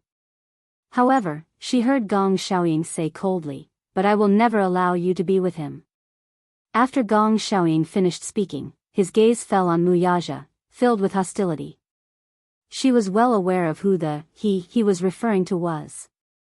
Yun Shusher's face turned ashen. At the side, Yu looked at Gong Xiaoying and then at Gong Jie. For a moment, he had mixed feelings. According to seniority, the man in front of him was his grandfather, and also his superior. He was rumored to be the famous CEO of Hurricane Group, Gong Xiaoying. However, why didn't he feel a sense of closeness? Muyaja was silent for a moment. It was not because Gong Xiaoying's aura was too intimidating, but he had to take Yun Shusher's wishes into consideration. After all, this was a matter between father and daughter. If they wanted to acknowledge each other, he could not interfere. Chapter 32:48. This man's appearance was within his expectations, yet it was also beyond his expectations. What he had expected was that the Gong family would find out about Yun Shusher's existence sooner or later. When that time came, a dispute would be inevitable. What he had not expected was that he would suddenly appear at their wedding, catching them off guard. Yun Shusher turned to look at Muyaja. She suddenly mustered up her courage and reached out her hand, tightly interlocking her fingers with his. She turned to face Gong Xiaoying and smiled. "Since you don't give us your blessings, then, can I ask you to leave this place?" Gong Xiaoying's face turned ugly. Today is our wedding. I don't want anyone to ruin it. Including you. Yun Shishir paused for a moment, then said, if you must acknowledge me as your daughter, then please acknowledge him as well. My husband, the man I have chosen for my entire life. If you can't acknowledge him, then I can't acknowledge you either. Gong Xiaoying's heart turned cold. He questioned her, do you know who he is? He's my husband. There's no doubt about it. He's from the Mu family. Gong Xiaoying interrupted her. You should know who caused your mother's death. I know. Since you already know, Mr. Gong, then forgive me for asking. Back then, you clearly knew where my mother was. Yun Shishir's eyes suddenly reddened. She vented all the resentment and anger in her heart. Since you knew where my mother was, since you knew about our existence, why didn't you come to find us personally? If you had come personally, such a car accident would have been avoided, right? Gong Xiaoying was at a loss for words. So, why didn't you come? Yun Shishir's voice gradually became hoarse. She asked mournfully, do you know how long my mother waited for you and waited for you? Do you know how much she suffered silently for you? Loneliness? Helplessness? Hesitation? Confusion? These were all bestowed upon her by you. When she was young, she used to see her mother sitting by the window, pruning the flowers and looking into the distance. She asked why her mother always sat by the window. His mother was always silent. Until one day, she got up from the windowsill and sat on the edge of the bed in disappointment. She was clearly smiling, but she looked like she was about to cry. I'm waiting for him. She was waiting for the man she loved to suddenly appear in her sight one day. She was waiting for the day when she sat by the window and saw him appear outside the door. He waved at her and said gently, Qingqing, I'm late. Yun Shishir said aggressively, but why didn't you come? Is it because you have someone else you love, or is it because you are too busy with your so-called career? She was like a needle piercing him, causing him to feel unbearable pain in his heart. Gong Xiaoying closed his eyes, feeling as if his heart was bleeding. Yun Shishir said, what does this mean? This means that to you, my mother is probably not as important as glory and wealth, right? Gong Xiaoying froze. Her words only made him feel a stab in his heart. The old scar seemed to have been ruthlessly torn open again, and it was so painful that it bled non-stop. Those bloody memories appeared before his eyes again. The man staggered and couldn't stand steadily. Chapter 32-49. Mu Yaja's heart ached as he pulled her into his embrace, only to hear her continue hatefully. You don't understand how torturous it is to wait for someone. You also don't understand how hopeless it is to wait for someone who may never appear in your life. Do you know, my mother used her entire life to wait for someone? Every word was like weeping blood. Gong Xiaoying was in so much pain that he could hardly breathe. He staggered a step, his body on the verge of collapsing. Gong Jia immediately went forward to support Gong Xiaoying's arm. Heartbroken, he said, Father, sister and brother-in-law are truly in love with each other. I know how difficult it was for them to get to where they are today. Father, I hope that you won't hold on to those old grudges and give brother-in-law and yourself a chance. He used to hate the Mu family to the core, but in the face of his sister's happiness, he gave in. He also hoped that his father would give in. Gong Xiaoying swatted his hand away and questioned, give him a chance?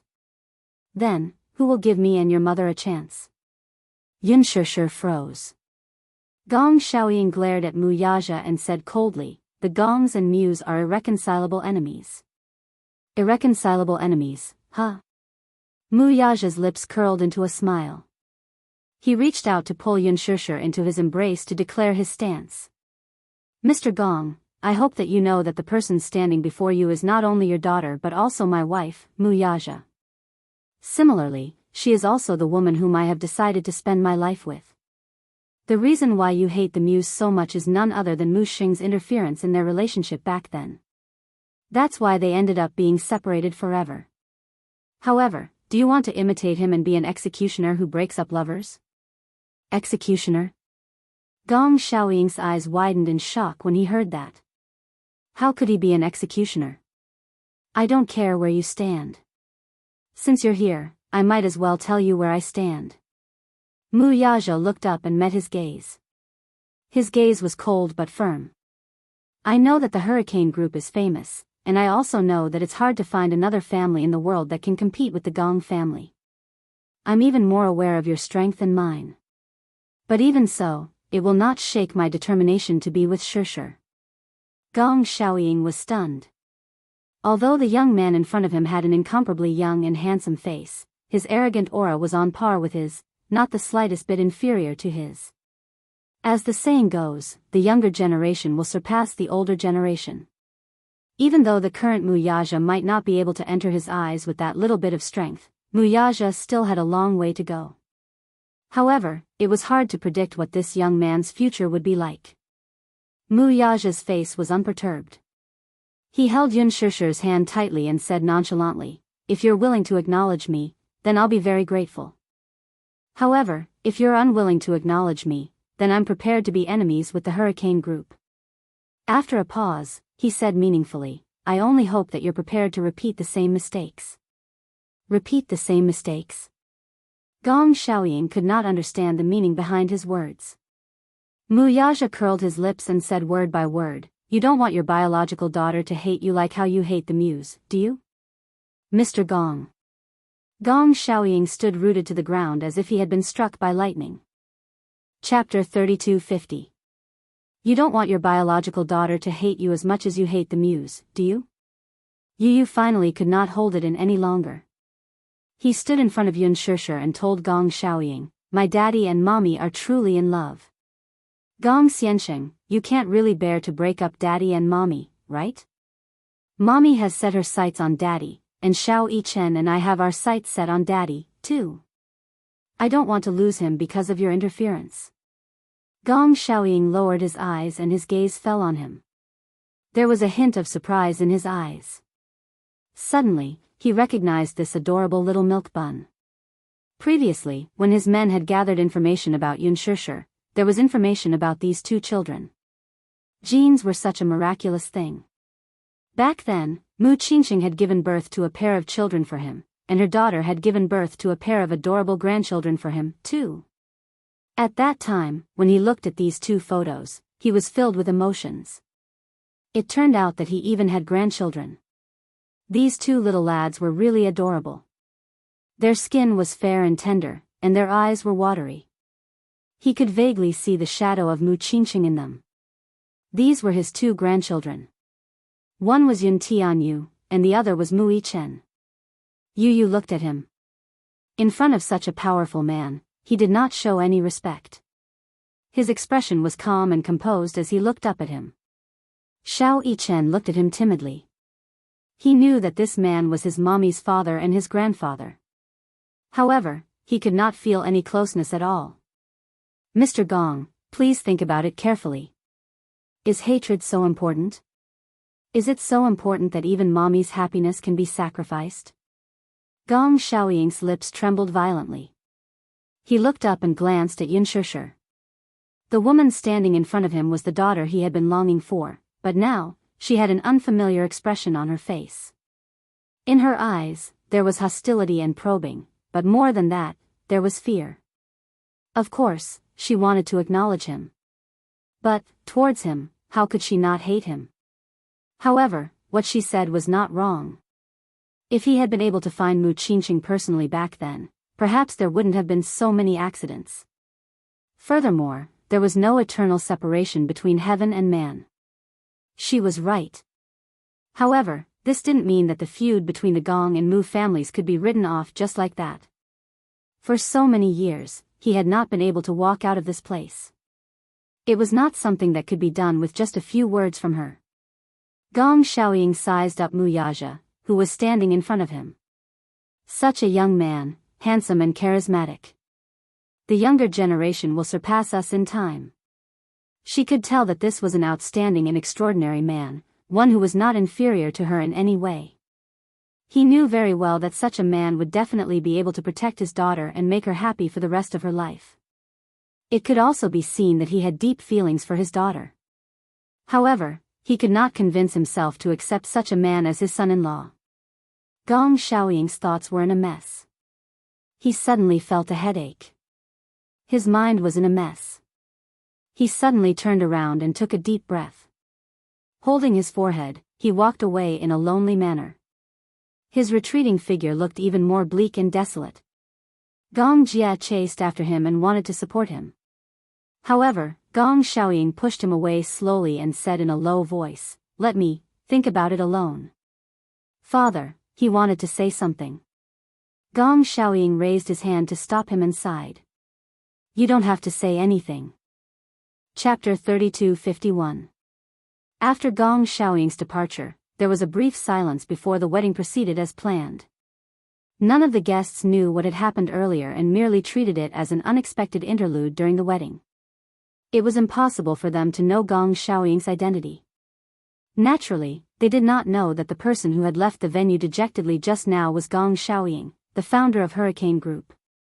Although Gong Jia was feeling conflicted, he quickly put those unpleasant matters to the back of his mind. When the ceremony ended, it was time for the toast.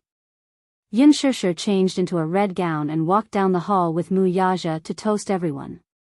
At this segment, Mu Yaja naturally could not escape from being forced to drink at this rare opportunity. However, why else would he specially choose Jiang Shen and Lu Jinyu to be his groomsmen?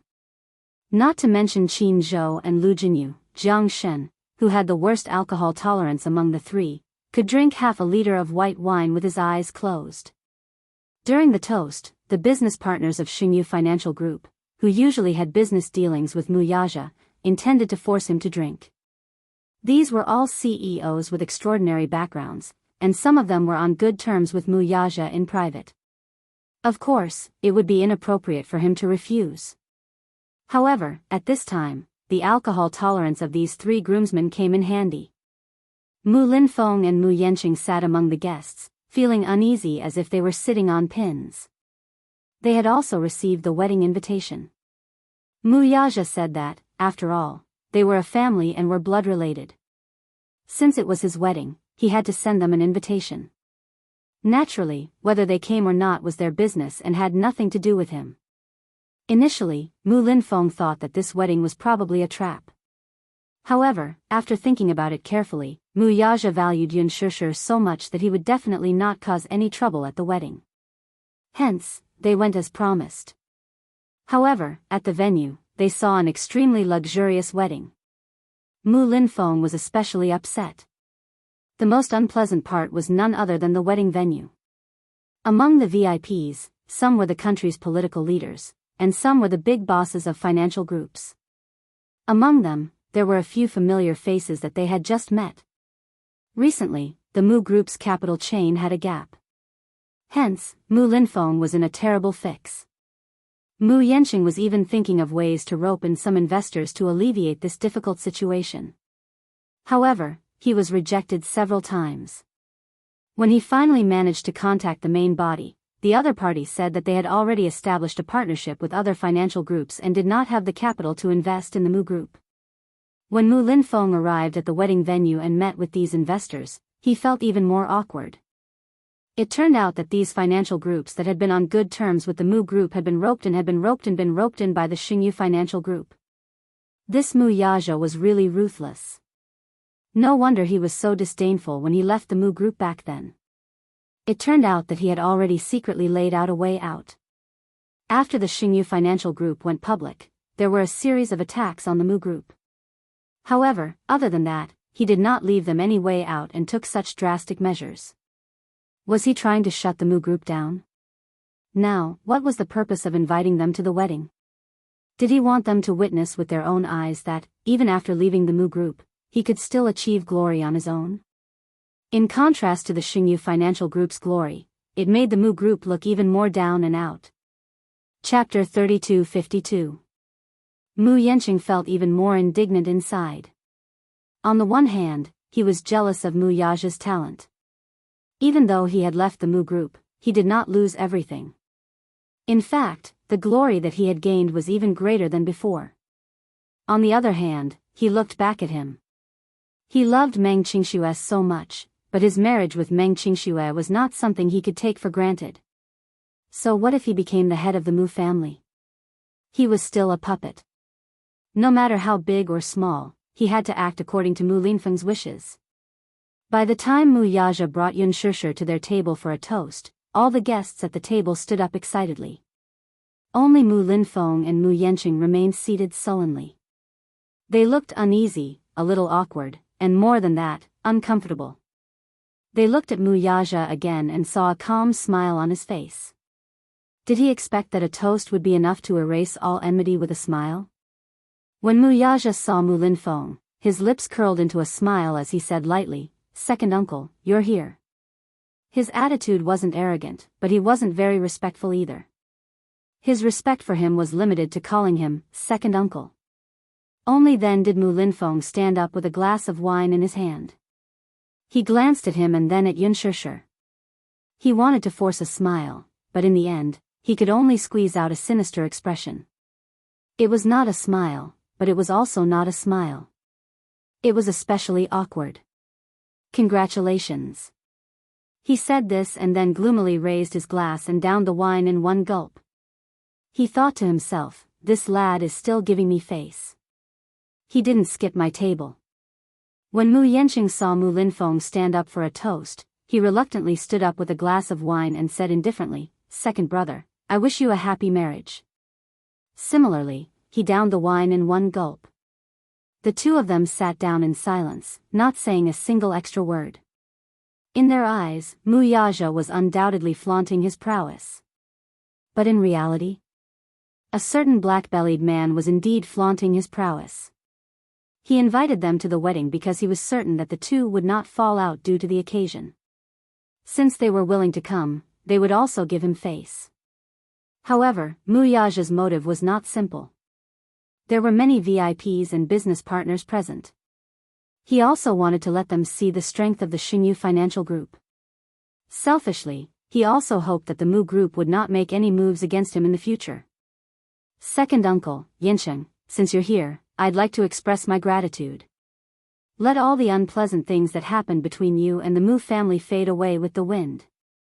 Mu Yaja poured another glass of wine and toasted him. The corners of Mu Linfeng's lips twitched for a long time before he had no choice but to stand up and force a smile. "Yaja, second uncle, of you. Look at your glorious achievements now, second uncle is happy for you." Mu Yanqing was indignant, but he still stood up. Jiang Shen walked over and looked at him with disdain. He filled his glass to the brim and said indifferently, "Second young Master Mu, today is our chief's big day. Since it's a rare gathering, let's eat and drink well." When Mu Yanqing heard this, he felt as if he had swallowed a fly. Eat and drink well? He was already giving face by not spitting it out. This Jiang Shen was really asking for a beating. Mu Linfeng deliberated for a long time before he suddenly said, "Yaja, it's just nice. It's rare to see you, so I'd like to discuss something with you." Chapter 3253. He had wanted to talk to Mu Yaja about the Mu family in front of everyone. Now that he had been rebuffed by such a casual remark, he felt extremely embarrassed. After Mu Yaja and Yun Shishir had left, Mu Linfeng was still unable to catch his breath. He sat in his seat with an ashen face. This brat had grown wings now. He even dared to refute his words. However, he did not think about how he had tried so hard to drive Mu Yaja out of the Mu family, leaving no room for negotiation. Now, it was simply wishful thinking for him to get any benefits from Mu Yaja. The people sitting at the same table as him were the directors of several multinational consortiums. When they heard this, they smiled and said, "Second Mu, today is CEO Mu's big day. What business do you have that you have to talk about on the table? Don't tell me it's about the Mu Group's recent shortage of funds." Wang Qianshi, the director of Xinhua Financial Group, laughed and said, "I heard from my assistant some time ago that someone from the Mu family came to see me. Second Mu, is it about this matter?" Haha. How could the Mu family have a shortage of funds? Another man, whose background even Mu Linfeng did not know, was actually on the same level as Wang Qianshi. He laughed and said, "Mr. Wang, you haven't been in the country for so many years. Don't you know? The Mu family is the wealthiest family in the capital. The consortium manages hundreds of millions of assets. How could there be a shortage of funds? Mu Linfeng could not express his bitterness. He was holding back his anger but had nowhere to vent it. That's right. The Mu Group used to be rich and powerful. Its capital pool managed hundreds of millions of assets. It used to be glorious. However, these funds were controlled by several directors of the consortium. When Mu Yaja left, these shareholders quickly withdrew their shares and took hundreds of billions of assets with them to the Xingyu Financial Group. Now, the Mu Group only had a reputation. However, only Mu Linfeng knew what it was exactly. It was already considered good if the Mu Group's capital pool could have a few billion in funds now. The company had a pile of bad debts and countless old debts. There were so many assets under his name that were crying piteously for financing, but there was a gap in the capital chain.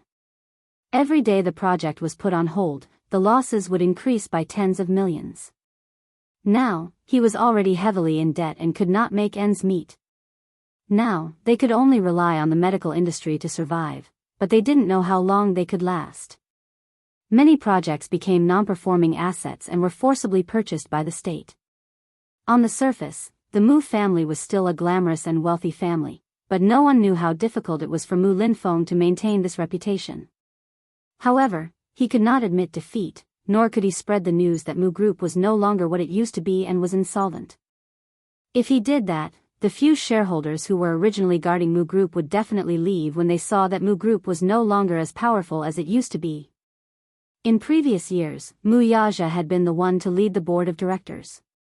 The meetings were all about investment and development in various fields. Now, in addition to constantly reporting bad debts, Mu Linfeng was also racking his brains to appease the board members' anxious emotions and construct an ideal investment direction for them. However, no matter how perfect the blueprint was, it was just empty praise. The Mu Group had really lost its momentum. Mu Linfeng had also thought that if not, he might as well thicken his skin and simply invite Mu Yaja back to take charge of the overall situation. However, he could not swallow his pride and did not dare to act rashly. He was afraid that Mu Yaja would be ambitious and take over the Mu Group in one fell swoop. Chapter 3254. Mu Yanqing also had a rough idea of the Mu Group's current situation, but he was not as capable or smart as Mu Yaja. If he had half of Mu Yaja's business talent, perhaps he would be able to lead the Mu Group out of this crisis. Just like back then, when Mu Sheng was unable to recover from the setback caused by the Gong family, Mu Yaja took over the position of CEO and quickly took control of the situation. After a few years of incompetence, the Mu Group regained its glory. However, he was not Mu Yaja and did not have the same brain as him. He did not know how he managed to turn the tide back then. Mu Linfeng was thoroughly disappointed in him. He was too confident back then and thought that the Mu Group could continue to prosper under his control even without Mu Yaja. Alas, he was too conceited and lost everything now. Who else could he count on in the Mu Group? Mu Shumin? Or Mu Yanqing? They were all good-for-nothings. When the wedding was over and Mu Yanqing helped Mu Linfeng out of the venue, Mu Linfeng slowly turned around and looked at the luxurious Yunshan Shuri villa. He could not help but feel sorrow in his heart. It seemed that he was wrong back then. Of all things, she should not have schemed against Mu Yaja. She should not have ruined the Mu Group's great foundation because of a single mistake. If Mu Yaja had not left the Mu Group back then, it would be logical for him to retire and live out his remaining years in comfort. However, he was too paranoid back then. He was paranoid about having all that vanity, glory, power, and desire. Under such desires, he made such a decision. Sigh. Mu Linfeng let out a regretful sigh as tears welled up in his eyes. He said hoarsely, "Yanqing, if only you had half of that lad's talent, it would be good, good." Mu Yanqing instantly felt uncomfortable when he heard that. Even when he became the head of the Mu family, he still could not escape the fate of being compared to Mu Yaja. "Second uncle, why are you sighing like that again? You don't understand, you don't understand." Mu Linfeng thought of the predicament the Mu Group was in right now. There were all sorts of matters that had no head or tail, and there was no good way out or retreat. Instantly, he felt exhausted. He waved his hand repeatedly as tears streamed down his face. I only hope that the Mu group doesn't fall into my hands. Mu Yenqing was shocked to hear that. How can that be? Second uncle, what do you mean by that? You should know what kind of situation Mu group is in now. If we can't find a way out, Mu group will be finished. Even if Mu group's capital chain is broken, don't we still have the medical industry? Mu Yenqing comforted him. The Mu group's annual revenue from the medical industry is considerable, so you don't have to worry about it. Mu group is losing money every day. If this continues, the medical industry will collapse. What I'm most afraid of is that if we keep wasting time like this, one day, the Mu group will finally be unable to do anything. At that time, that brat will take action and forcibly purchase the medical industries under the Mu group's name. At that time, the Mu group would be doomed forever. The Mu family, the richest family in the capital, will also become history. Mu Yenqing was frightened when he heard that.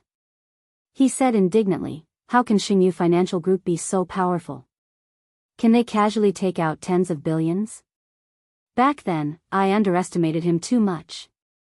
Chapter 3255. After Mu Yaja and Yun Shishir left the wedding venue, the remaining matters were naturally handed over to Lu Jinyu and Jiang Shen to take care of.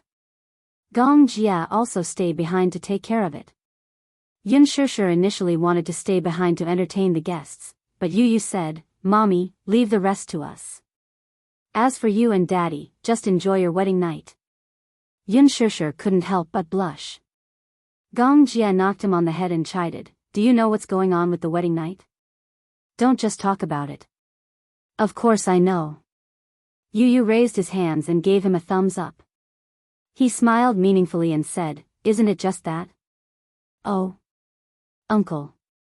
Gong Jia was speechless. She felt helpless and touched at the same time. Since they had said so, she would let go of everything and properly enjoy her newlywed life. At night, she took a shower and walked into the room. The wedding dress she had taken off lay quietly on the bed. She sat on the edge of the bed, picked up the wedding dress, and gently stroked it. Her heart was filled with satisfaction. She was so happy. So happy that it was a little out of this world. This man always surprised her time and time again. This wedding had touched her greatly. Hence, even though the wedding was over, she was still immersed in the bliss of being a newlywed, so much so that she didn't realize that the man's footsteps were quietly approaching her from behind. Mu Yaja hugged her from behind and gently rested his chin on her shoulder. He asked calmly, what are you looking at? Yun Shishir looked up and met his gentle gaze. For a moment, her heart softened. Why do I feel like today is like a dream? A dream? Yeah. Yun Shishir said a little embarrassedly, I feel like I'm too happy. I'm so happy that I feel like I'm detached from reality. It's like I'm in a dream. Because of her happiness, her smile became sweet and moving.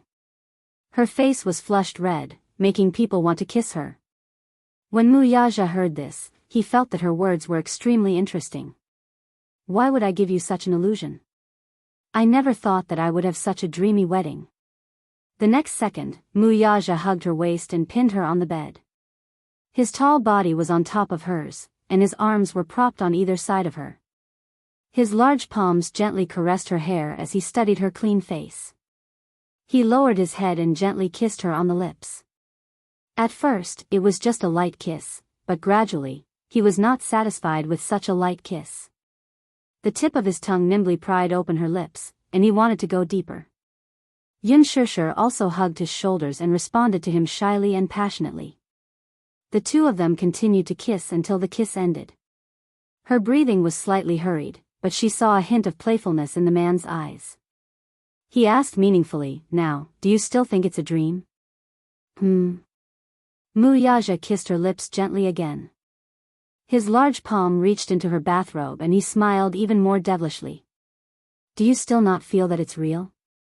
His large palm clasped her shoulders and pulled her bathrobe down to half her shoulders. his handsome face buried in her neck and neck as he continued to ignite her. Yun Shusher's body arched up sensitively, and her gaze gradually became beautiful. Muyaja pecked her cheek gently and said seductively, "My dear, there's a saying that a moment of sex is worth 1,000 gold. Have you heard of it?" Her face burned even hotter. Chapter 32:56. Madam, the night is long. Tonight is our wedding night. Let's not let this precious night go to waste, okay? Muyaja suddenly leaned over to her ear and sucked on her earlobe with his thin lips. His warm breath made her shiver. She was about to beg for mercy when the man sucked on her earlobe and said slowly, "You don't know how long I've been waiting for this moment." After a pause, he suddenly smiled and said, "I've been waiting for it even in my dreams." This sentence caused the temperature of her entire body to rise in an instant. Yun Shusher's face was extremely red. She looked into his eyes shyly, feeling touched and shy. We're already married. It's time to change the way you address me." He reminded her that now that they had held a wedding and he had held a coronation ceremony for her in front of everyone, she was already his legal wife. Yun Shusher then realized it. She blushed and immediately corrected herself, "Hubby, yeah, I'm here." As Muyaja said this, he was very patient and didn't move. As if she knew what he was waiting for, Yun Shusher pursed her lips and reached out her hand. Because of her nervousness, her fingertips were trembling slightly. She gently clasped one end of the collar of his bathrobe, and then slowly removed it for him. This was the first time in her life that she had taken the initiative to serve him.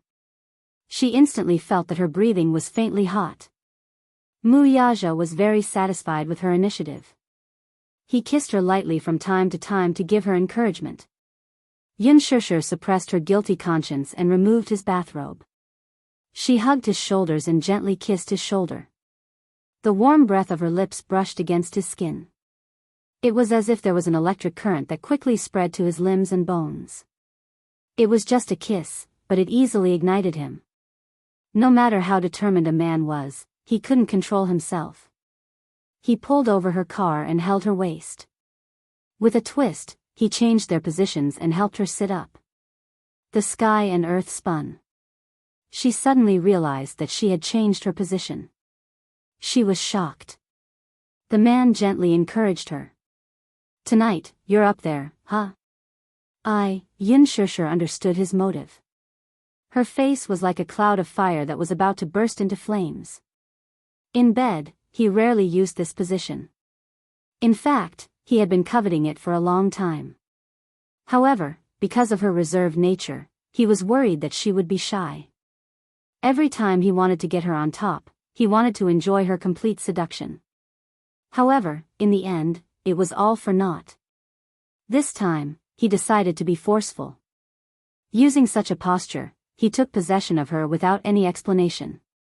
In the room, warmth lingered, charming and gentle. He had taken her twice. Initially, she wanted to continue, but she was exhausted and sleepy. She pushed him and said coquettishly, "Didn't you say that you're leaving for your honeymoon tomorrow? You're so tired, what if you can't get up?" "No." Muyaja still wanted it.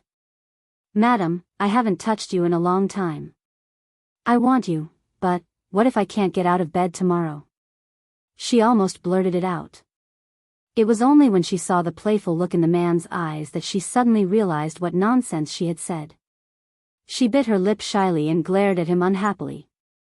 However, the man said, "If you can't get out of bed, I'll carry you onto the plane." "You. Stop fooling around." Chapter 32:57. Time to sleep. Since she was unwilling to do so, he did not force her. He restrained himself from thinking about this matter and laid down beside her. However, he was still holding her in his arms. Even though he had stopped, his large palms were still moving up and down her body, unwilling to let go. Yun Shusher hugged his large palm and said coquettishly, "Stop moving." As if to change the topic, she asked, "Where have you booked this honeymoon trip?" "It's a secret." However, the man pretended to be mysterious. "You'll know tomorrow." "What?" Yun Shusher's curiosity was overflowing. Her anticipation for the honeymoon trip was no less than her anticipation for the wedding. Now that the wedding was over, she had been racking her brains to guess where the honeymoon trip would be. The Maldives? However, since she had already been there the last time, there was no point in going again. Italy? The Czech Republic? This didn't seem to be this man's usual style. The more he didn't tell her, the more curious she became. As a result, all the sleepiness in her body disappeared in an instant. She hugged his arm and asked coquettishly, "Tell me, where are we going on our honeymoon trip? At least give me something to look forward to." "If I don't tell you, you won't look forward to it?" he asked back. She choked and shook her head. No, little fool."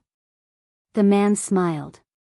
His large palm stroked her hair gently and said, "Be good, don't think too much. Wait until tomorrow, and you will naturally know." "Oh." Yun Shusher pouted unhappily. Clearly, she couldn't stop her imagination from running wild. She suddenly asked again, "How many days will you be gone? Can you at least tell me? You can stay for as long as you want." Yun Shusher was puzzled. "What about you?" "Of course I'll be with you." "Something's wrong. You're actually willing to leave Yueyao behind. When the time comes, don't expect your daughter to cry when you're in a foreign country." Mu Yaja frowned. "I won't." Crying? How could he possibly cry? However, he was a little reluctant to leave Yueyao behind on their honeymoon, but it was a little unrealistic to bring his daughter along. He took the honeymoon trip very seriously. After all, there was rarely any private space between them. From the very beginning, Yu Yu and Xiao Yichen were sandwiched between them. It wasn't that he found them annoying, but there were times when he didn't even have the chance to enjoy their time together. Therefore, he wanted to take advantage of this honeymoon trip to enjoy the world of the two of them. Yun Shusher buried her face in his chest and asked quietly, "If I go for a month, what about the company?" She raised her head and looked at him. "The company is so busy now. If you don't come back for a month, the board of directors will be in chaos, right? Don't worry about them." Mu Yaja continued, "I've already taken care of the company's affairs in advance. When I'm not around, Jiang Shen and Jinyu will take care of it. As for you, be good and come with me on our honeymoon trip. Don't worry so much." Yun Shusher muttered, "I'm just afraid that the board of directors will talk about me behind your back and confuse you. As a CEO who loves his job, you won't care about the company and only care about me every day. Why aren't you?" Chapter 3258. You. Yun Shusher chuckled and glared at him. Suddenly, she smiled coquettishly and hugged his waist, leaning on his chest. "That's great. It's rare to be able to enjoy some alone time with no worries and no need to worry about being disturbed by others. That's great." Mu Yaja smiled and pinched her nose affectionately. "I promised you that I'll give you the best." She smiled sweetly and rested her head on his arm domineeringly, falling asleep quietly. The next morning, a certain man woke her up in a special way. He coaxed her to get out of bed, washed up, and set off with her. Their luggage was packed early in the morning, and the plane was a private jet. The weather was perfect. When they set off, the sky was clear and boundless. Sitting in the plane, looking out the window, the sky was clear and blue through the snow-white clouds. It was only when the plane landed at the airport and arrived at the destination that she found out where the first stop of her honeymoon trip was. She transferred to a helicopter until a beautiful pink beach came into view. She was shocked and subconsciously blurted out, "Hubble Island? You know about it?" "Of course." Yun Shusher was thrilled. She hugged his arm and said in surprise, "How did you know that I've always dreamed of coming here for a vacation?" Hubble Island was the most famous resort. On the island, there was a beach that was 3 miles long. The water was clear and the sand was soft. Along the beach, there were 25 colorful villas that formed a luxurious resort. The villas were a combination of Monaco, Balinese, and many other styles. It was also the best diving resort. Pink was the most romantic color for young girls. However, it was often difficult to associate pink with the beach. However, in the Bahamas, like a paradise, there was a beautiful pink beach hidden away. The Bahamas was made up of more than 700 coral islands. Therefore, the surface of the islands was covered with a layer of coral powder and mud. Looking from afar, it was a sea of pink and bright colors, especially at dusk. Against the backdrop of the beach, the sunset scenery was like a dream, like a paradise on earth. It was so beautiful that it was suffocating. When they arrived, it was almost dusk. Looking from afar, the beach, the sea, and the sky seemed to gradually change color, from pink to blue, and from blue to pink. The beach reflected the sea, and the sea reflected the sky. For a moment, it was impossible to tell where the end was and where the horizon was. Looking down from the helicopter, one could see the shallow seawater with waves constantly sweeping onto the beach. Even the seawater seemed to be dyed pink. It was especially beautiful and dazzling. Muyaja had the entire island under his control, so he didn't have to worry about being disturbed by anyone. Now, this place belonged to them. I'm starting to regret it. Yunshusher muttered, why didn't we think of this when we took our wedding photos? If you want to film it, you can film it now. Even if she doesn't wear a wedding dress, she will still be very beautiful. Yunshusher smiled. Yes. That's good too. It'll be a souvenir. But, did you bring a photographer? Of course I did. Muyaja smiled mysteriously. Even if it's a honeymoon, we have to make memories. This man was so considerate. He even brought a photographer with him. She was touched by his thoughtfulness. She hugged him and looked at the sea until the land slowly approached. That breathtaking beauty was also getting closer. Chapter 32:59. When they landed on the island, Muyaja held Yunshusher's hand as they got off the helicopter. The local crew had been waiting for them at the helipad for a long time. He quickly came up to them, leading a white horse. Muyaja walked up and exchanged a few words with him. Suddenly, he turned around and asked, Madam, shall we go to the beach to enjoy the sea breeze? Now? Yeah. There's still some time before dinner. Why don't we go to the beach to enjoy the scenery? Haven't you always wanted to see the pink beach? Muyaja looked at the sky again. The scenery is the best now. It won't be too hot. Sure. Yunshusher took another look at the white horse and asked curiously, do you want to ride a horse? Yeah. Yunshusher was a little nervous. She immediately said, I've never learned how to ride a horse. Won't I fall? I will. He had learned how to ride a horse since he was young. Although he wasn't proficient in it, he was very familiar with riding a horse. The crew walked up and wanted to help her onto the horse, but Muyaja stopped him. How could this petty man bear to see his lovely wife being touched by other people? Even if he had to help her onto the horse, he had to do it himself. Yunshusher couldn't do anything about him. She looked at the local crew who was smiling uneasily and returned a smile. When Muyaja saw this, he was slightly displeased. In the future, you're not allowed to smile at other men. For a moment, she didn't know whether to laugh or cry. Hubby, do you have to do this? Of course. He didn't allow her to explain. He walked over and helped her onto the horse. When she was seated properly, he held the saddle and got onto the horse. He sat behind her and hugged her in his arms. Yunshusher's heart skipped a beat. She couldn't help but recall that when she was filming Lethal Beauty, there were also scenes where she had to ride a horse. But, most of the actors these days were noble.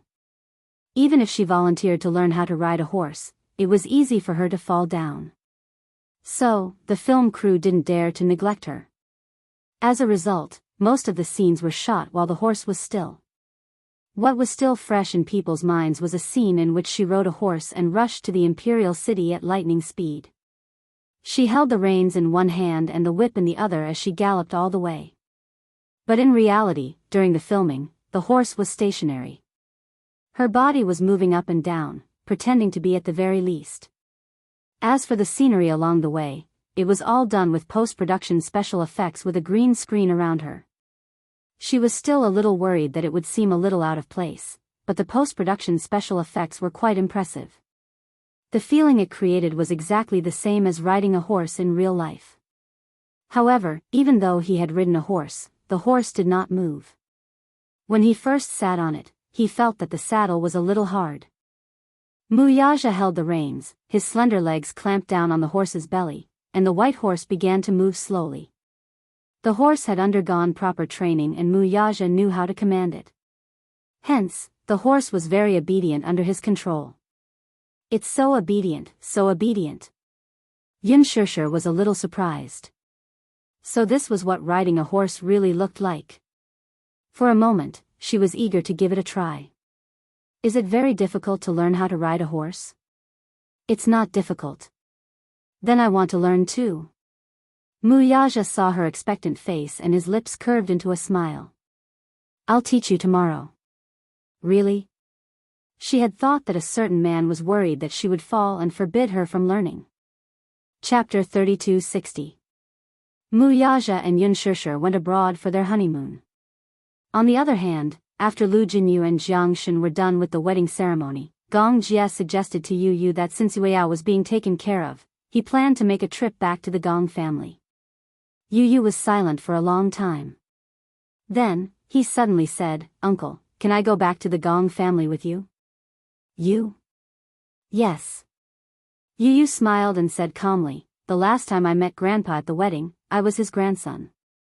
This time, I'm going back to the Gong family as a core member of the Hurricane group." Gong Jia was shocked. "Father didn't realize your identity the last time." "That's because Uncle has protected my identity well." Yu Yu smiled elegantly.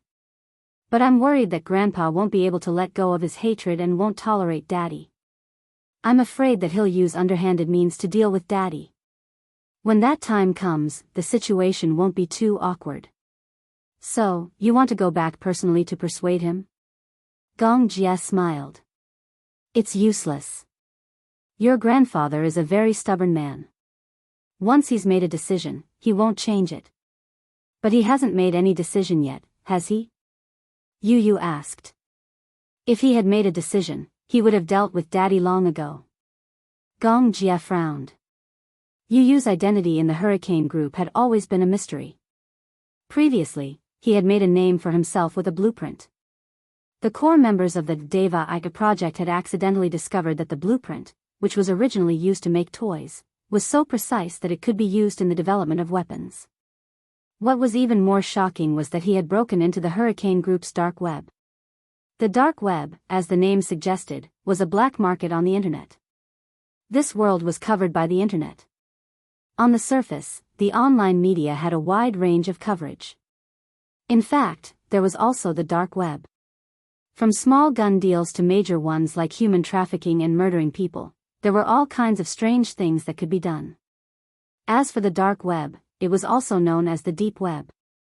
As the name implied, it was a deep web that was not accessible to the general public. Usually, the Tieba, Weibo, and major media websites that people visited were all superficial networks. The deep web was a web page that could not be searched by regular search engines. The IP address was well hidden. If the internet world was described as an iceberg, then the web pages that people usually touched were only the tip of the iceberg. The remaining 90% were hidden in the deep sea. Most people would never be able to touch them in their lifetime. The number of domain names on the dark web was more than 1,000 times more than the surface web. The first level was the shallowest and could be accessed through a specific browser. The content was some pornography and other unknown content. The second level was not so easy to enter. It could only be entered through a specific invitation method. There were all kinds of evil forces and terrorist organizations. Very few people had ever explored the third floor. It was said that it hid some classified documents that could not be exposed to the light of day. Yu Yu found out about the existence of the dark web in this world by chance. He entered a string of domain names. Coincidentally, the domain name was a human trafficking dark web. On the web, there were pictures of different races and the price of different organs. Chapter 3261. Yu had never thought that there was such a dark side to the world. It was filled with so many heinous transactions. Hence, he used his technology to hack into other dark websites. Only then did he realize that such dark websites were numerous. One of the dark websites was a social network that specialized in selling women. On the web page, there were many pictures of women being tied up and raped. He even found out that there was an underground club in another dark website. This club kidnapped the victims and allowed the rich and powerful to pay for their entertainment. In a certain market, such transactions were legal. However, such an illegal website had never been shown to the world. Some of the victims were willing. Because their families were poor, they were willing to sacrifice themselves to save their families from starvation. Some of the victims were kidnapped and taken away. Their photos were published on the web and the employer would quote a price. The highest bidder would get it. The organization would then send people to kidnap the victims for their entertainment. When Yu saw such a dark side of the world, he was terrified. At the same time, he thought, I can't let my mommy be in such danger. Everyone had a sense of danger. Yu's sense of danger was especially strong. He swore that he would make himself stronger. That was until he accidentally hacked into the Hurricane Group's dark website. He intercepted a confidential document sent by a few high-ranking members of the Hurricane Group. When he opened the document, he saw a blueprint. This blueprint was the design of the parts used by the Hurricane Group to develop the Heaven's Eye project. There were thousands of such parts on the web. The Hurricane Group wanted to set up a heaven's net around the world. However, such a heaven's net was only the tip of the iceberg. Yu was interested in this blueprint.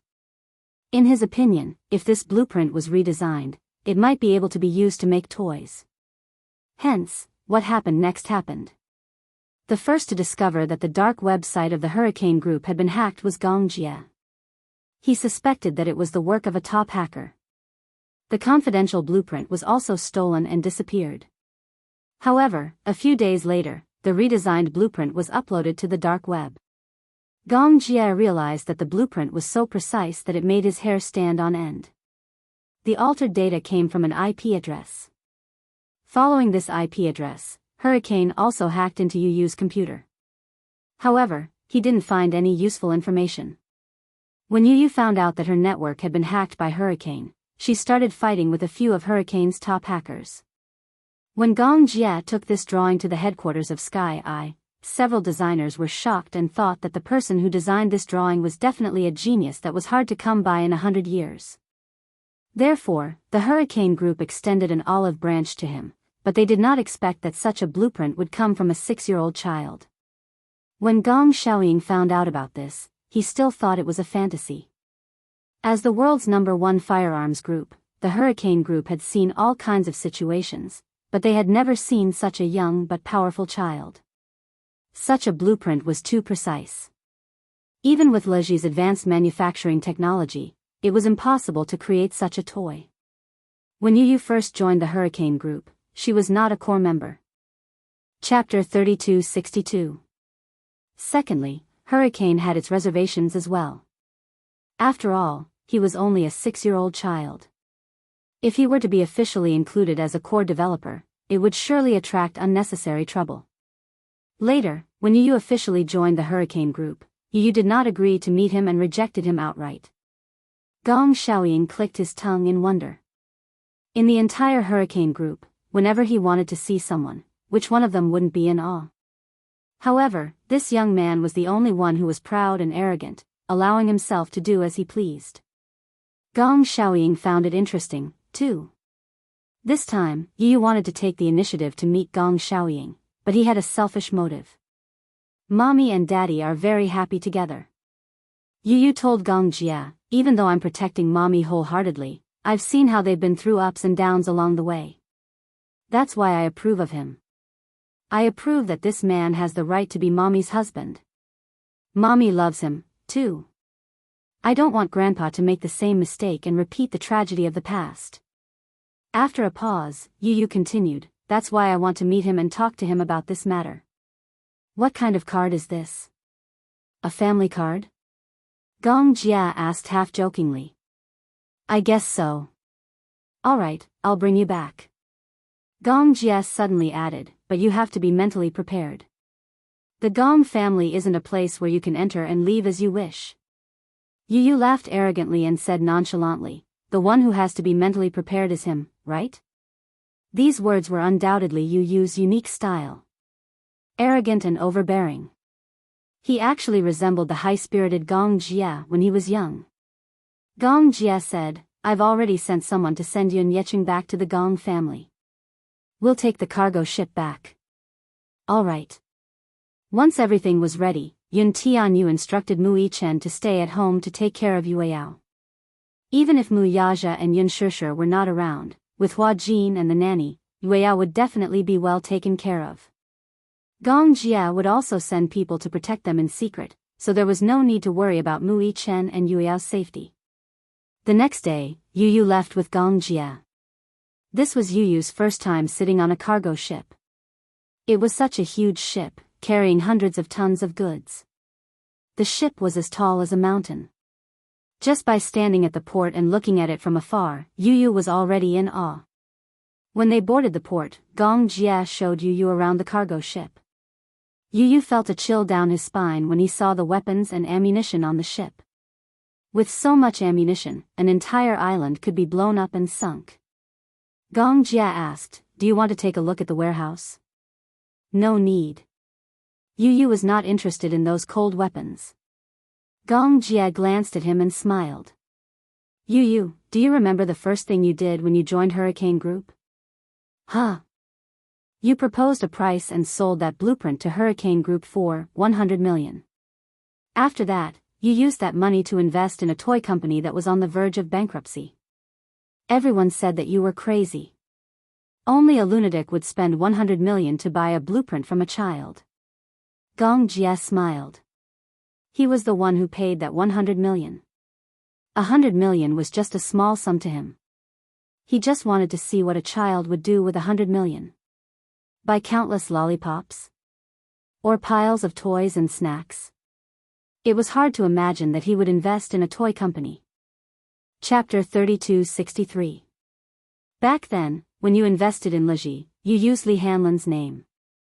In other words, this 100 million is equivalent to being under Li Hanlon's name. Aren't you worried that Li Hanlon will burn the bridge after using you and turn against you after Liji comes back from the dead? After all, this is not a small sum of money. Li Hanlon is a very capable person. However, I like him for two reasons. Firstly, it's because of his loyalty. Secondly, it's because I believe that if he turns his back on me, Liji will be a pile of ruins in his hands. Gong Jia seemed to be picking on him. Firstly, how can you be so sure that he's loyal to you and has no other intentions? Secondly, how can you be so sure that without you, Liji will be a pile of ruins? Yu Yu replied patiently, firstly, I've interacted with him a few times and I believe in my own judgment of people. In fact, I'm not wrong about him. Secondly, Liji was originally a pile of ruins with a lack of cash flow.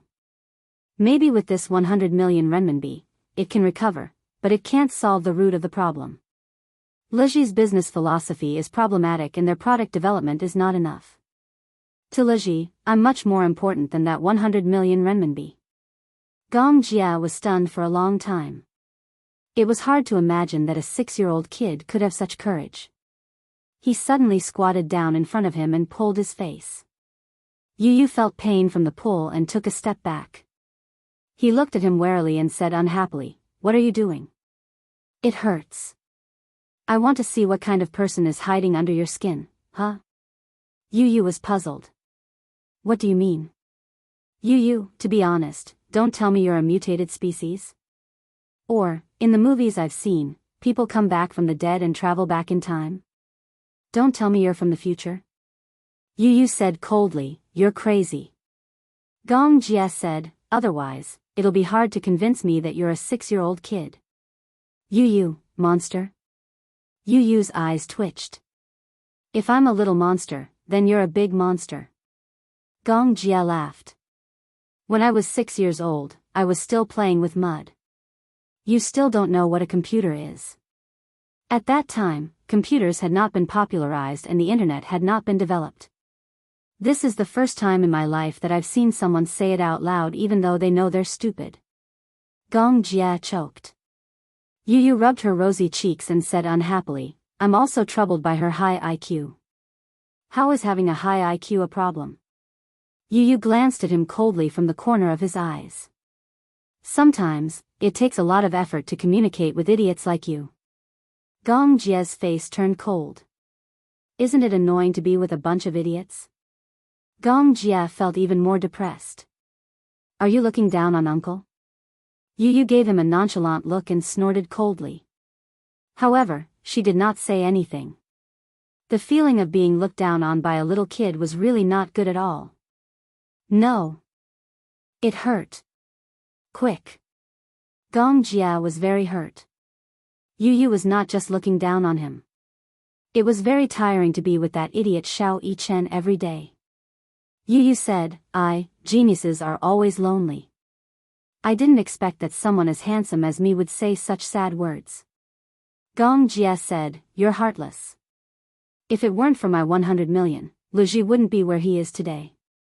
Even if you didn't give me that 100 million, someone else would. Gong Jia's expression turned even uglier.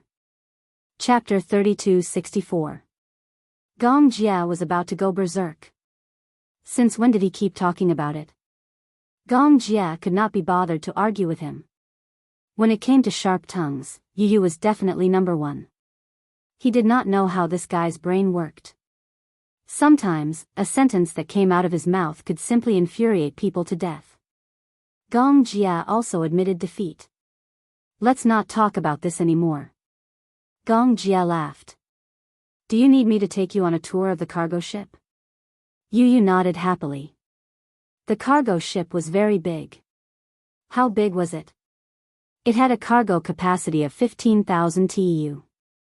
There were a few hundred warehouses in total. Among them, there were more than 10 warehouses with large reserves that were specially used to carry large parts and goods. For example, the parts of fighter jets, or some important heavy industry parts. Hurricane Group was involved in a wide range of products, from guns and ammunition to fighter jets. Their manufacturing technology was the best in the world. However, due to the special nature of fighter jets, they were usually used for cargo ships compared to planes and trains. Fighter jets were very big. When they were transported, they would often dismantle the plane into parts and transport them together. Just one wing of the plane would take up a large warehouse. Therefore, this cargo ship's large warehouse was used to transport fighter jet parts. Usually, it could transport 10 fighter jets. Yu Yu looked down one after another and was quite surprised. When the warehouse door opened, he stood at the 8-meter-tall warehouse door and realized that this cargo ship was really big. Just the door alone was 8 meters high. It was too shocking. So the J-1-2 fighter jet is this big? What else could it be? Gong Jia leaned against the door with a deep smile. Some of the parts of this fighter jet were designed by you. He walked in front of him and said in a deep voice, this fighter jet is worth $300 million. Actual combat has proven that the J-1-2 is more suitable for the North African battlefield than the American Eagle. According to my calculations, the cost of this fighter jet is only about 10 million. Compared to the selling price of the Hurricane, it is definitely cheap. Military munitions are really profitable. The 300 million isn't for a fighter jet. It's for the North African battlefield. It's for the government's biggest bargaining chip to keep the armed forces in check. 300 million may be expensive, but they're very nimble with it. Moreover, they even reluctantly gave up the mining rights to the Hurricanes. How despicable. Gong Jia disagreed. Despicable? How am I despicable? You think I don't know? North Africa is in political turmoil. The reason why the anti-Xingfu armed groups have the ability to contend against the Xingfu is because Hurricane sold them a batch of high-power munitions. A rocket directly blew up the parliament building. Otherwise, the government wouldn't be so anxious to buy this fighter jet. In that case, it seemed a little complicated. But it was actually very simple. The war in North Africa started when the Gong Jia sold a batch of firearms to the anti-Jinfu army. When the war started, the government was caught off guard, and the parliament building was directly bombed into ruins. Therefore, in order to keep the situation in check, the government had no choice but to import a large number of weapons from the Hurricane Group. The Hurricane Group was the world's largest profiteer group. All businessmen were profiteers. This saying wasn't without reason. Gong Xiaoying was a businessman. Naturally, he wouldn't do a business that was at a loss. Although the Hurricane Group didn't start the war, it escalated the war. Chapter 3265. In other words, the reason why the Hurricane Group was feared was because the Hurricane Group had the biggest say in the war. Gong Jia looked at Yu Yu with deep eyes and smiled. Yu Yu, I'm more and more impressed with you. Same to you. Gong Jia suddenly changed the topic. However, when it comes to ambition, you're more ruthless than me. So far, your air control theory is the craziest plan I've ever seen. The original intention of my Sky Eye plan is to maintain world peace. Oh. How do you know that once the Sky Eye plan is developed, world peace will really be achieved? Gong Jia paused for a moment before continuing. In this world, there's no limit to one's ambition. The history of war is as long as the history of mankind. The ambition of man is endless. In ancient times, wars were for power. Now, it's for resources. The reason why Africa and the Middle East are in constant war is because of rich mineral resources, oil, and natural gas. The ambition of man is indeed endless. Even if the earth is destroyed, the sky will still be there. Yu Yu crossed his arms and smiled. The rivers will dry up and the land will dry up, but there will never be a day when the vast sky will be destroyed. Once you have control of the sky, you will truly control the world. Whoever gets control of the air control theory, first will have the ability to dominate the world. When that time comes, world peace will no longer be a matter of who has the final say. Gong Jia looked at him. The child in front of him was adorable. His pink cheeks were like the finest jade. It was hard to imagine that such words came from the mouth of such a child. Fortunately, such a child was his nephew. Otherwise, it was hard to imagine how terrifying it would be if such a person became an enemy. The journey on the sea was longer than the flight. The cargo ship needed to stop at Vitoman port to deliver a batch of orders and then rush to the Hurricane Group headquarters. However, it was Yu Yu's first time on a cargo ship. Therefore, he was very curious about everything on the ship. Gong Jia would also tell him about some interesting things that happened on the sea when he was escorting the firearms.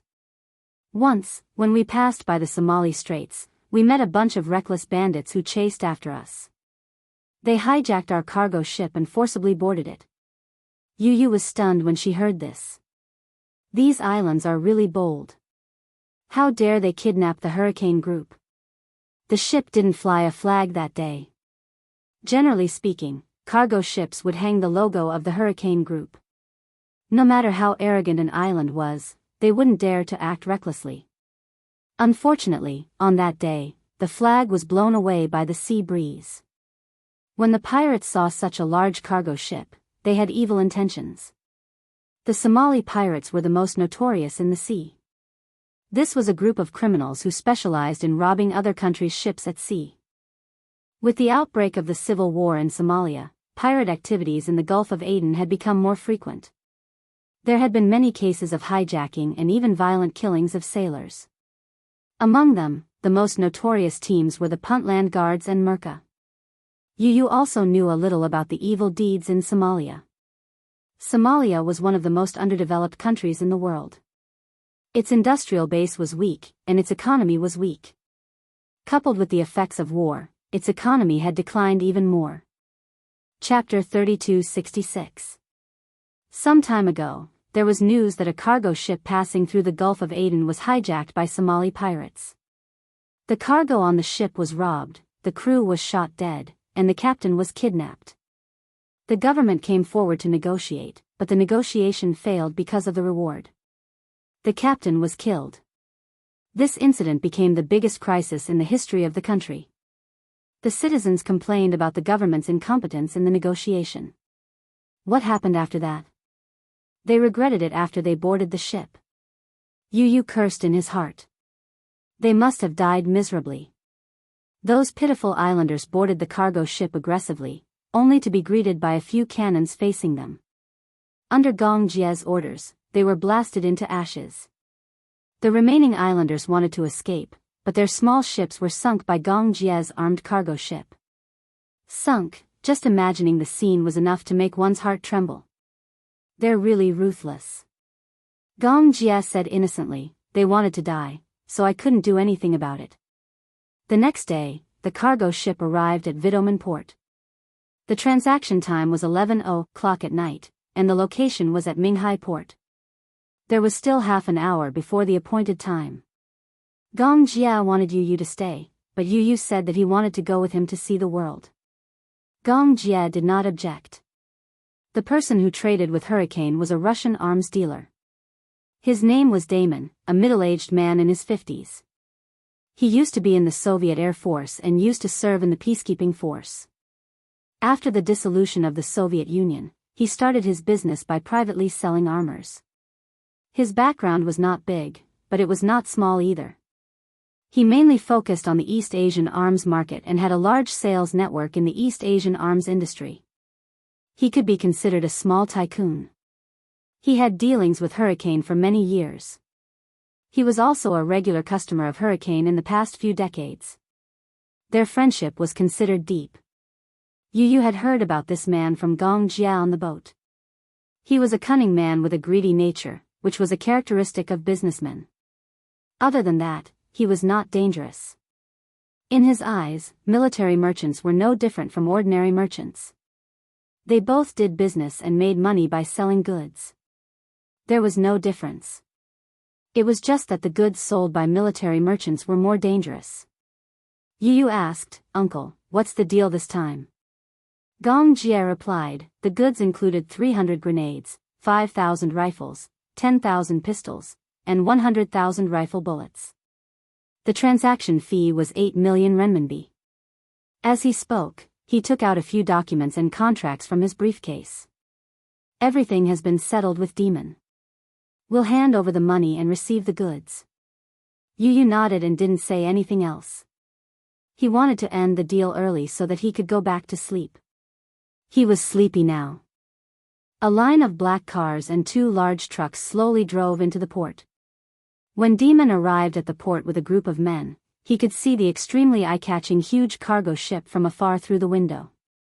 He could see the group of people standing in front of the port at a glance. Late at night, it was cold. Now the port was shrouded in moonlight and looked particularly bleak. Chapter 3267. The man was of medium build. Although he was in his 50s, his facial features were very handsome. He had a black beard, and age had not left too many traces on his face. His every movement had the unique gentlemanly demeanor of a Russian and the valiant bearing of a Jun. Gong Jie put on a black hat and pushed open the car door. When he walked in front of him with Yu Yu in his arms, a strange look flashed across Demon's face. He sized up the little munchkin in confusion and looked a little wary. However, out of courtesy, he still reached out his hand in a friendly manner. The two of them shook hands politely.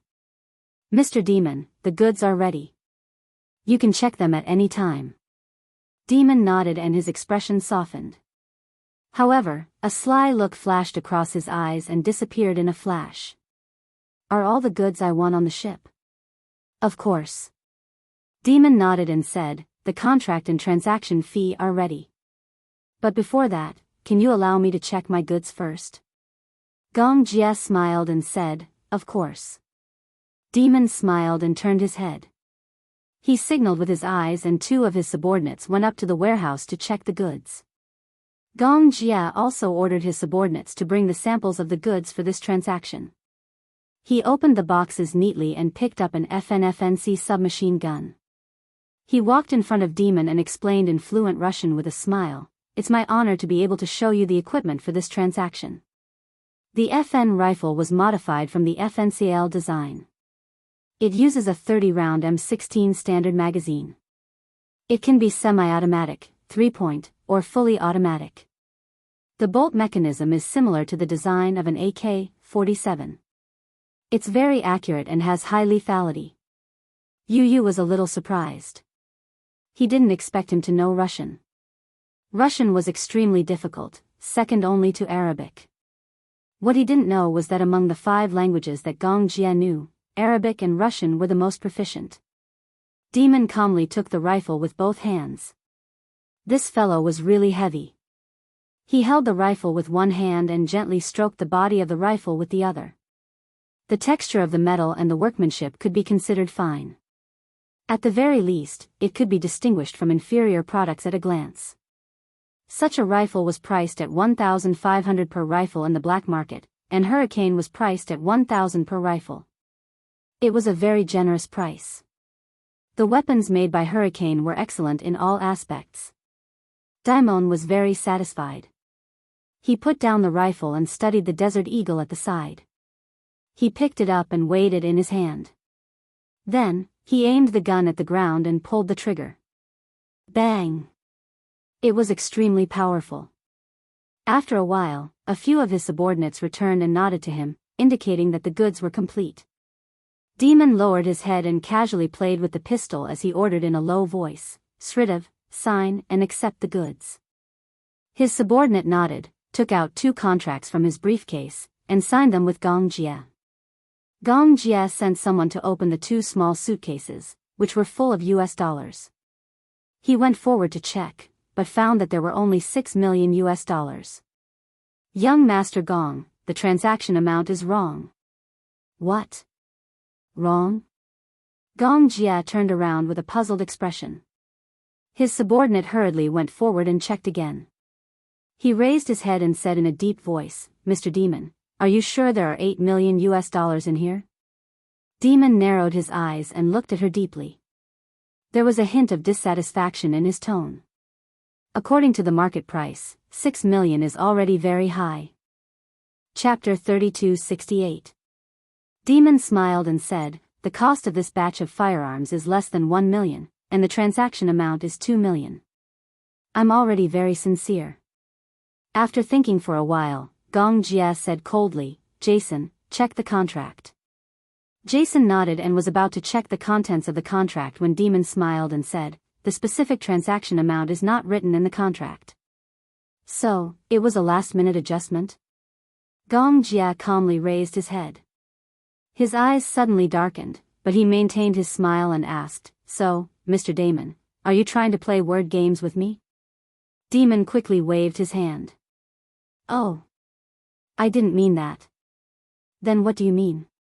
Demon smiled and said, "I'm considered a regular customer of the Hurricane Group. By the way, I'll tell you something.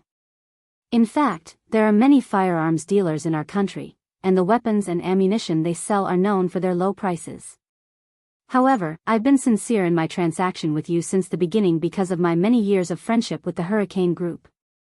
This transaction fee is already very generous. Mr. Demon, as a businessman, isn't the most important principle of sincerity? Do you want to violate it? It's like this. There was a problem with the last batch of firearms during the transportation process, and I lost 2 million for nothing. Because of this, the transaction fee this time is lowered by 2 million. Gong Jie did not buy it, though. He was already convinced that this old fart was bent on getting more money out of him. His expression did not change as he fiddled with the Desert Eagle in his hand. He pulled the trigger and then said indifferently, "There is a saying in China that you get what you pay for. I wonder which war pit did you get your cheap firearms from? 8 million, not a cent less." This demon was indeed cunning. He dared to play dirty with him. Did he want to die? Demon smiled. His eyes curved, and the wrinkles at the corners of his eyes frowned. On the surface, it looked like a gentle smile, but in the depths of his eyes, there was a cunning and sinister look unique to merchants. 6 million. Not a cent more. Gong Jie's lips curled into a mocking smile as he suddenly raised the gun in his hand and aimed it accurately at the center of his brows. His cold phoenix eyes condensed a dangerous cold light as the corners of his lips curled up into a smile that was not a smile. You are courting death. Damon was shocked and took a few steps back in a panic. The bodyguards behind him immediately took out their guns and pointed them at Gong Jia. At the same time, they covered Damon behind them. Gong Jia arrogantly raised his chin and glanced at them coldly from the corner of his eyes. He sneered disdainfully. At the same time, Jason stood in front of Damon to protect him. The other subordinates were fully armed, and their guns were aimed at Damon in unison. Both sides were ready to fight. The atmosphere was as tense as a bowstring. It was so tense that it could explode at any moment. Even the air suddenly became suffocating. Damon stood behind the two tall bodyguards and asked in fear, "What do you want?" Gong Jia curled his lips playfully and said lightly, "I have a bad temper. How dare you bargain with me? You are courting death." Damon still had a lingering fear. Gong Jia's gaze was as sharp as a sword, and it felt like it could pierce through his heart. Even though he had seen a lot, he was still frightened by this gaze. Chapter 32:69. He had only brought 2 bodyguards with him this time. If they fought, they would be killed instantly. Damon adjusted his clothes and gestured for the 2 men in front of him to put down their guns. Damon then smiled and said, "We are loyal friends. Don't hurt our friendship because of 2 million. Gong Jia said, 8 million, not a cent less. Sign it." From a certain perspective, his words were more like a domineering order. Damon nodded, sighed helplessly, and signed the contract obediently. He turned around and called for his men. After a while, his men handed him another suitcase. Inside it was $2 million. All that was left was to instruct the cargo workers to move the goods. Gong Jia leaned against the car door expressionlessly and lit a cigarette. Yu looked at the containers being moved from the cargo ship and lowered his eyes slightly. 300 grenades, 5,000 rifles, and 100,000 bullets. How many lives did this mean? Just as the group of people were busy, Damon's phone suddenly rang. He picked up the phone impatiently. Before he could speak, he heard his men anxiously shouting, "Boss! Something bad has happened." Damon was alert and asked seriously, "What happened?" The person who called was one of his 4 guardians. Before the deal, Damon had arranged for him to keep an eye on the road 1,000 meters away from the port so that he could respond to other situations. Just now, there were Interpol officers from New York heading towards the port. Damon suddenly choked on a mouthful of smoke and coughed for a while. His eyes widened in disbelief. "What? Interpol?" "Yes. Interpol, and one of them is the highest inspector of the International Anti-Terrorism Alliance." "How many people?" "A total of 5 people, including the driver." Damon was so angry that his eyes turned red. He cursed and scolded angrily, "Why didn't you inform me earlier? Don't you think it's too late to call now? They passed by just now, so I'm being interrogated." The subordinate was also quite helpless. These Americans from New York were really difficult to deal with. He had to persuade them in every possible way to smooth things over. As soon as the group of policemen drove away, he hurriedly tipped them off. "In other words, they are rushing to the port?" The man replied nervously, "Yes. I heard from one of the officers that they were chasing a suspicious cargo ship that was smuggling illegally." Damon hung up in a daze. Gong Jia heard the entire conversation between the 2 of them. His eyes were cold and gloomy. He glanced at Daimon, who was standing not far away with a calm expression. His face instantly darkened. "Interpol?" Damon nodded his head in a panic. If it was just a local police station, then there was really no need to worry, but if it alarmed Interpol, then the consequences would be much more serious.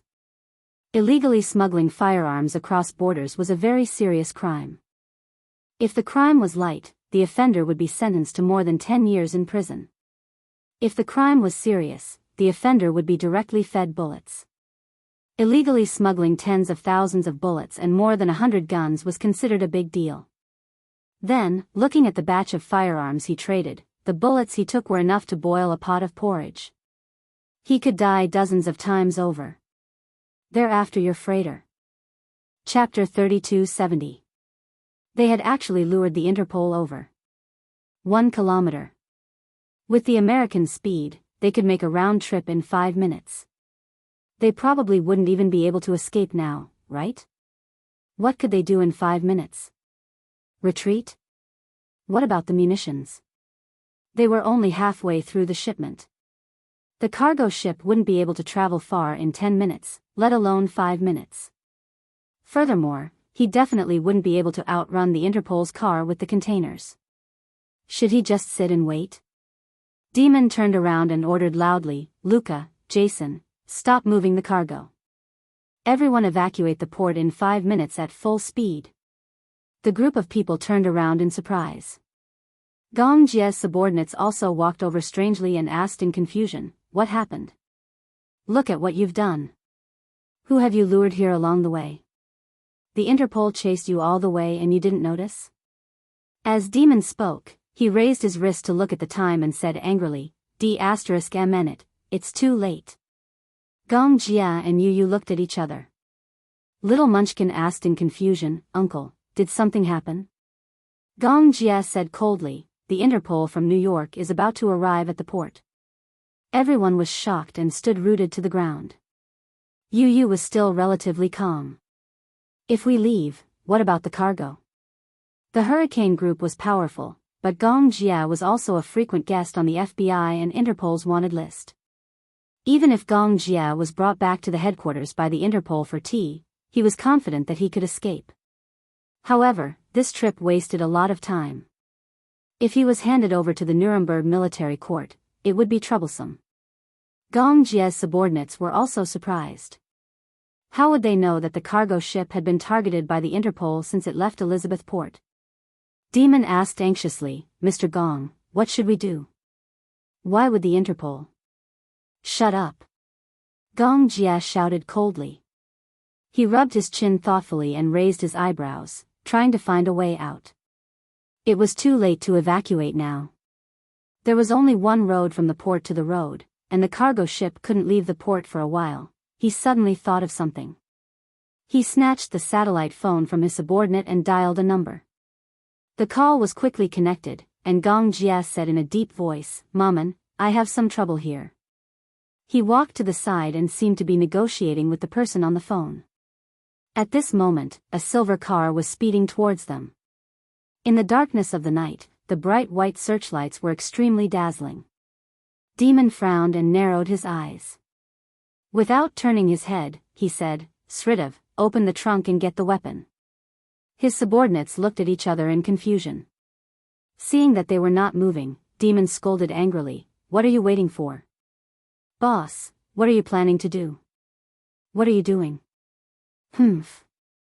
As Demon spoke, he pulled out the pistol at his waist and swiftly loaded it. He turned around and said expressionlessly, "Of course we're going to kill our way out. Don't tell me I'm just going to sit here and wait to be brought back to the police headquarters for tea." Chapter 3271. Needless to say, this method was both crude and simple. Seeing that Yu was still standing there in a daze, Demon pushed him impatiently. "Don't get in the way. Go back to the ship." Yu frowned and said coldly, "Don't touch me." The silver car stopped steadily, and a few tall European men got out of the car and walked towards the direction where they were gathered. Demon turned around and tried to calm down.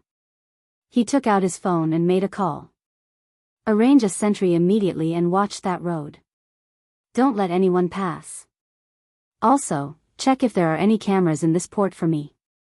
Cut off the signal source. F***CK. Sridov pulled his sleeve in a daze. "Boss," Demon was not in the mood to pay attention to him. He continued to order through the phone. "Watch the cars coming and going too. If there are any suspicious people, get rid of them immediately. Boss, it's her." Demon had no choice but to turn his head and glare at them. He said angrily, "What are you doing?" Sridov pointed to the front. Demon looked in the direction he was pointing at and narrowed his eyes. Just as he was wondering why they were making such a fuss, his eyes widened and his expression changed drastically when he saw the silver-haired woman. The mobile phone in his hands suddenly fell to the ground. Oh my God, it's her? The unforeseen event came so suddenly that she didn't know what kind of expression she should use to face it. Demon was stunned and his expression did not change for a long time. A few of his men stood behind him expressionlessly.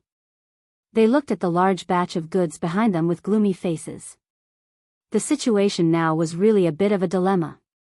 Gong Jie hung up the phone and walked over. When he saw the silver-haired girl walking towards them, he was stunned and a little shocked.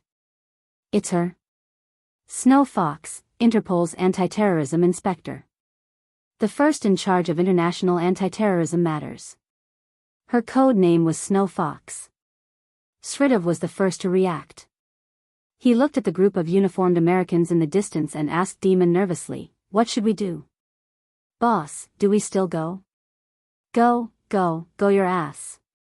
Demon slapped the back of his head and asked angrily, "Can you beat him?" The highest inspector, Snow Fox, was a woman who was famous for her toughness. She and White Sparrow came from the training camp. It was said that she could easily defeat 3 well-trained mercenaries with her bare hands. Her marksmanship was even more terrifying than her skills. Whenever she pulled the trigger, there was never a life that she couldn't take. Yu followed everyone's gaze.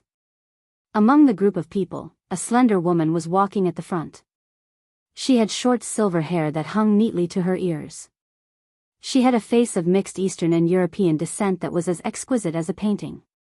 Especially her eyes. Under the moonlight, her purple pupils revealed a somewhat suffocating strangeness. Purple eyes, impressive. That was because there were not many people with purple irises in this world. Most people with purple irises were of mixed Eurasian descent. The woman was very tall. She was 1.75 meters tall, and her legs were straight and slender.